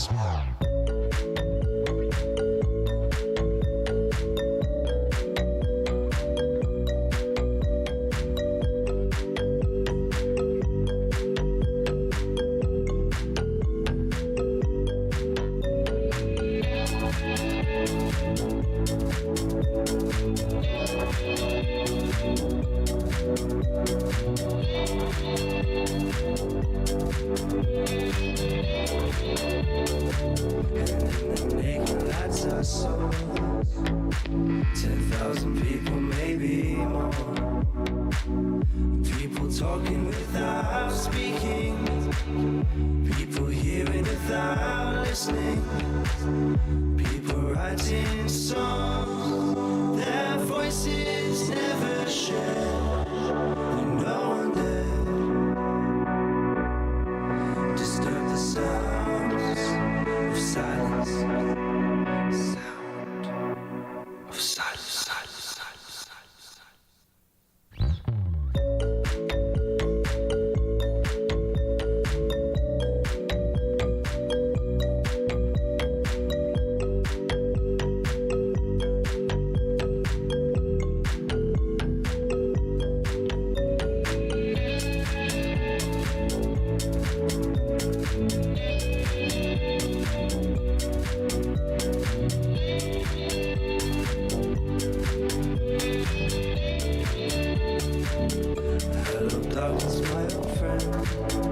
I've come to talk with you again, because the vision softly creeping left its seeds while I was sleeping,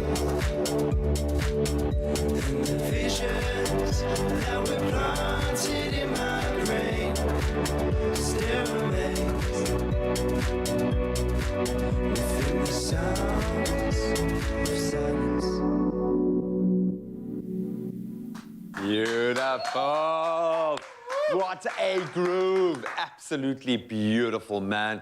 Collaborating with DJ Kosha on an anthem. We absolutely love it. Thank you so much, gents. You can show some love on our social media platforms. At Expresso Show is the handle to use. Liam's back with one more performance. Don't stray too far. Upstyle your home with Expresso, as 3 lucky viewers like you stand a chance to win game vouchers to the value of 25,000 Rand for a room improvement of your very own. To enter, all you have to do is post a photo of the space you want to revamp on Expresso's Facebook or Twitter competition post, and remember to use the hashtag #GotGame in your entry. The competition is closing on the 22nd of March 2022, and all the terms and conditions apply. Good luck.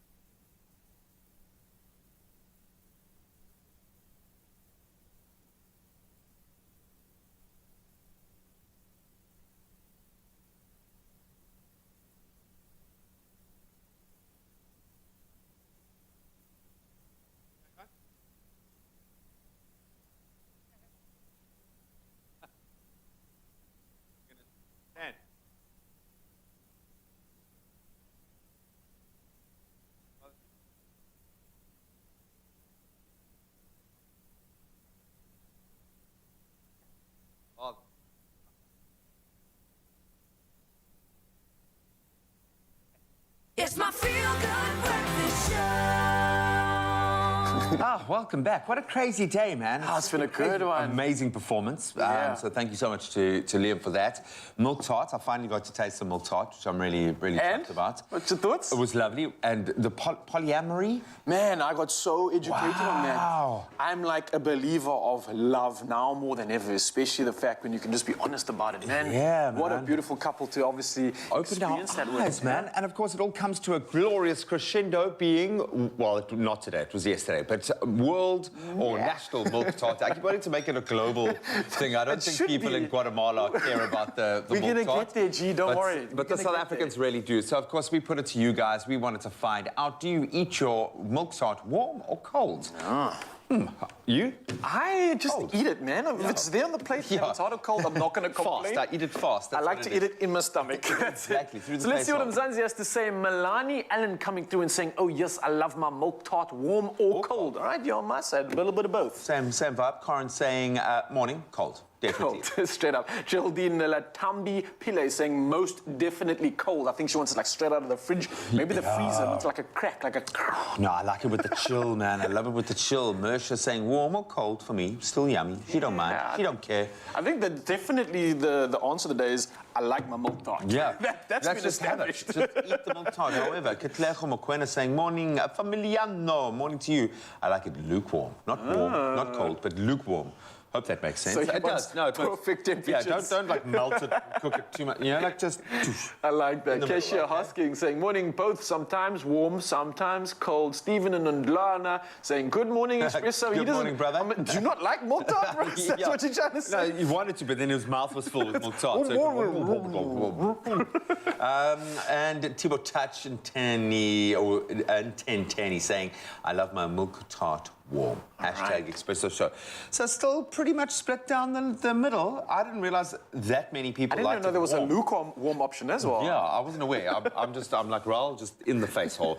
But of course, we've seen milk tart as a flavouring birth all sorts of culinary inspiration, and that's what we've got right now with some pancakes. Yum! Thank you, gentlemen. You know what? We're not going to waste any time because speaking of all those delicious milk tarts is making me hungry.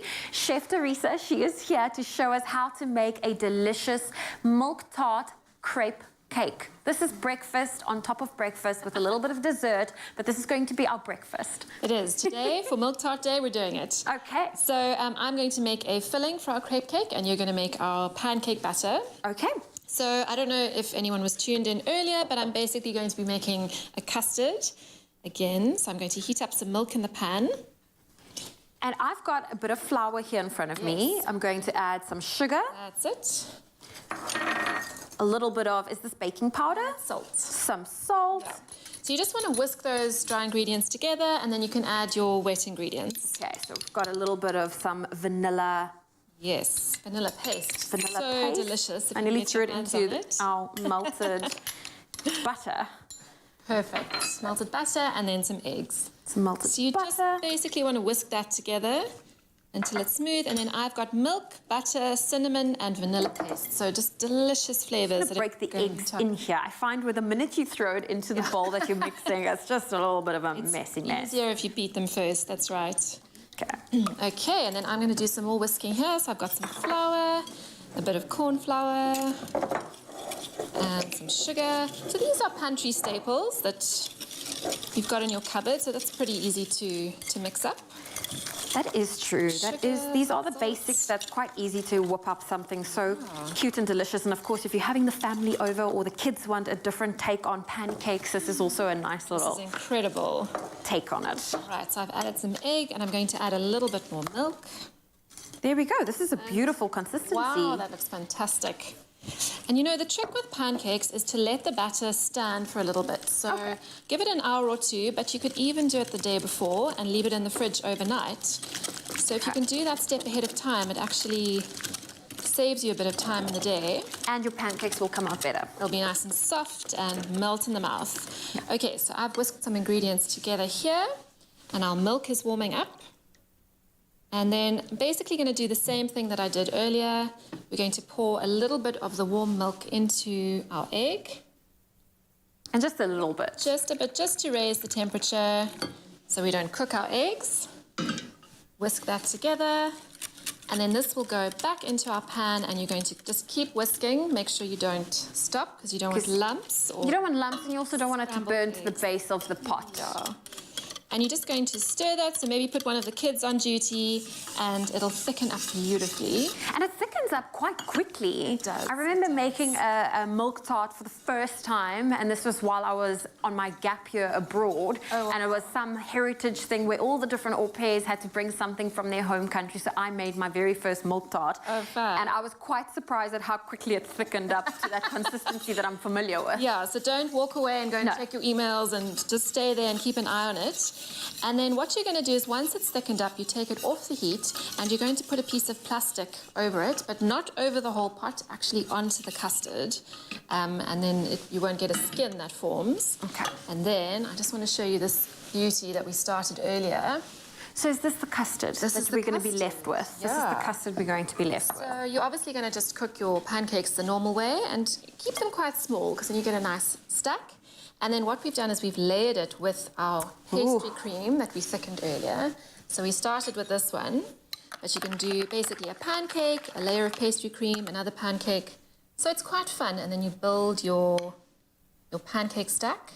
There we go. When do we add the cinnamon sugar? Because I know a milk tart goes really well with a finish of cinnamon, and also your pancakes with cinnamon sugar. Yeah, so actually you can sprinkle some on now. You could do it between the layers if you have a really sweet tooth. I don't know, I think I quite like it just on the top. Like that, a little bit more? Finish it off? No, that looks great. And you can pop it in the fridge for about an hour just to set. Pop those on top.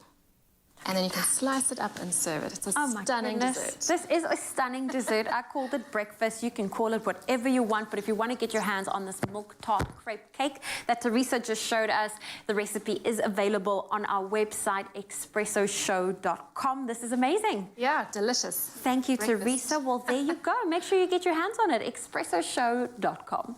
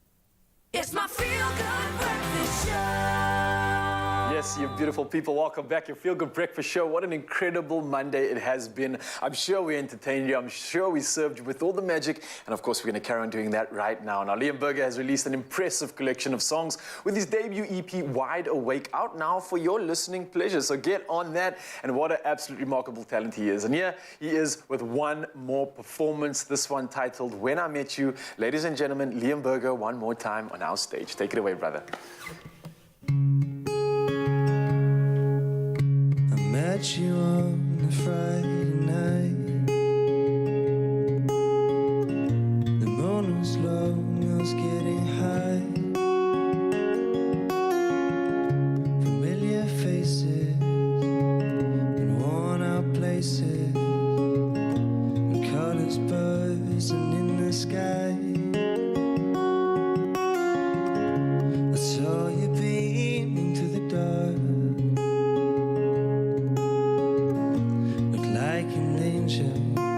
Sent from afar, I came across and tried to talk, but I could barely speak and I could barely walk.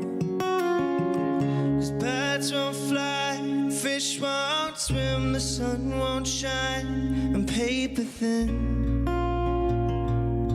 without you, my dear.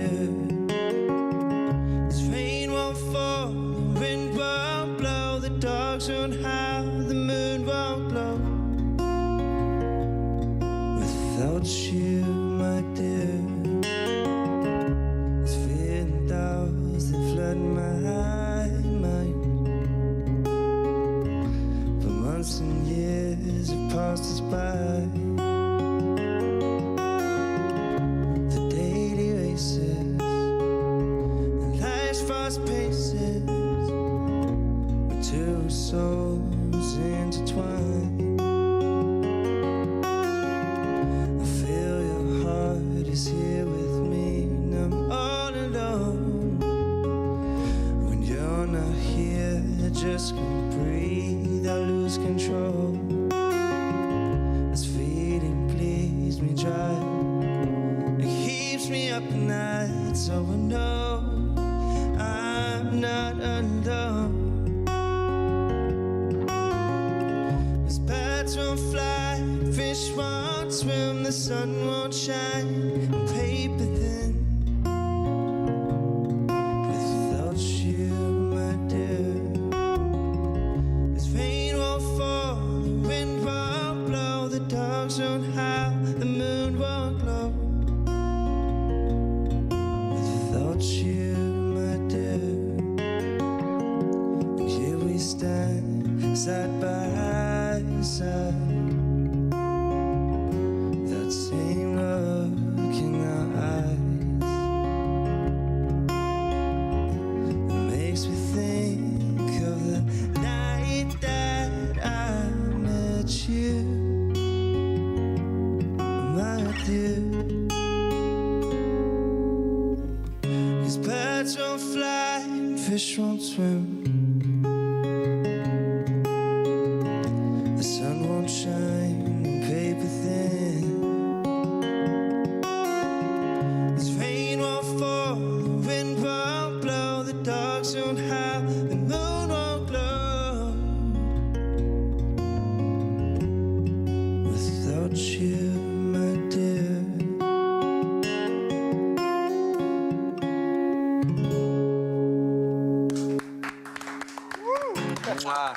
Take a bow. We love you, Liam. We love you at home. We'll see you tomorrow. Adios. Bye.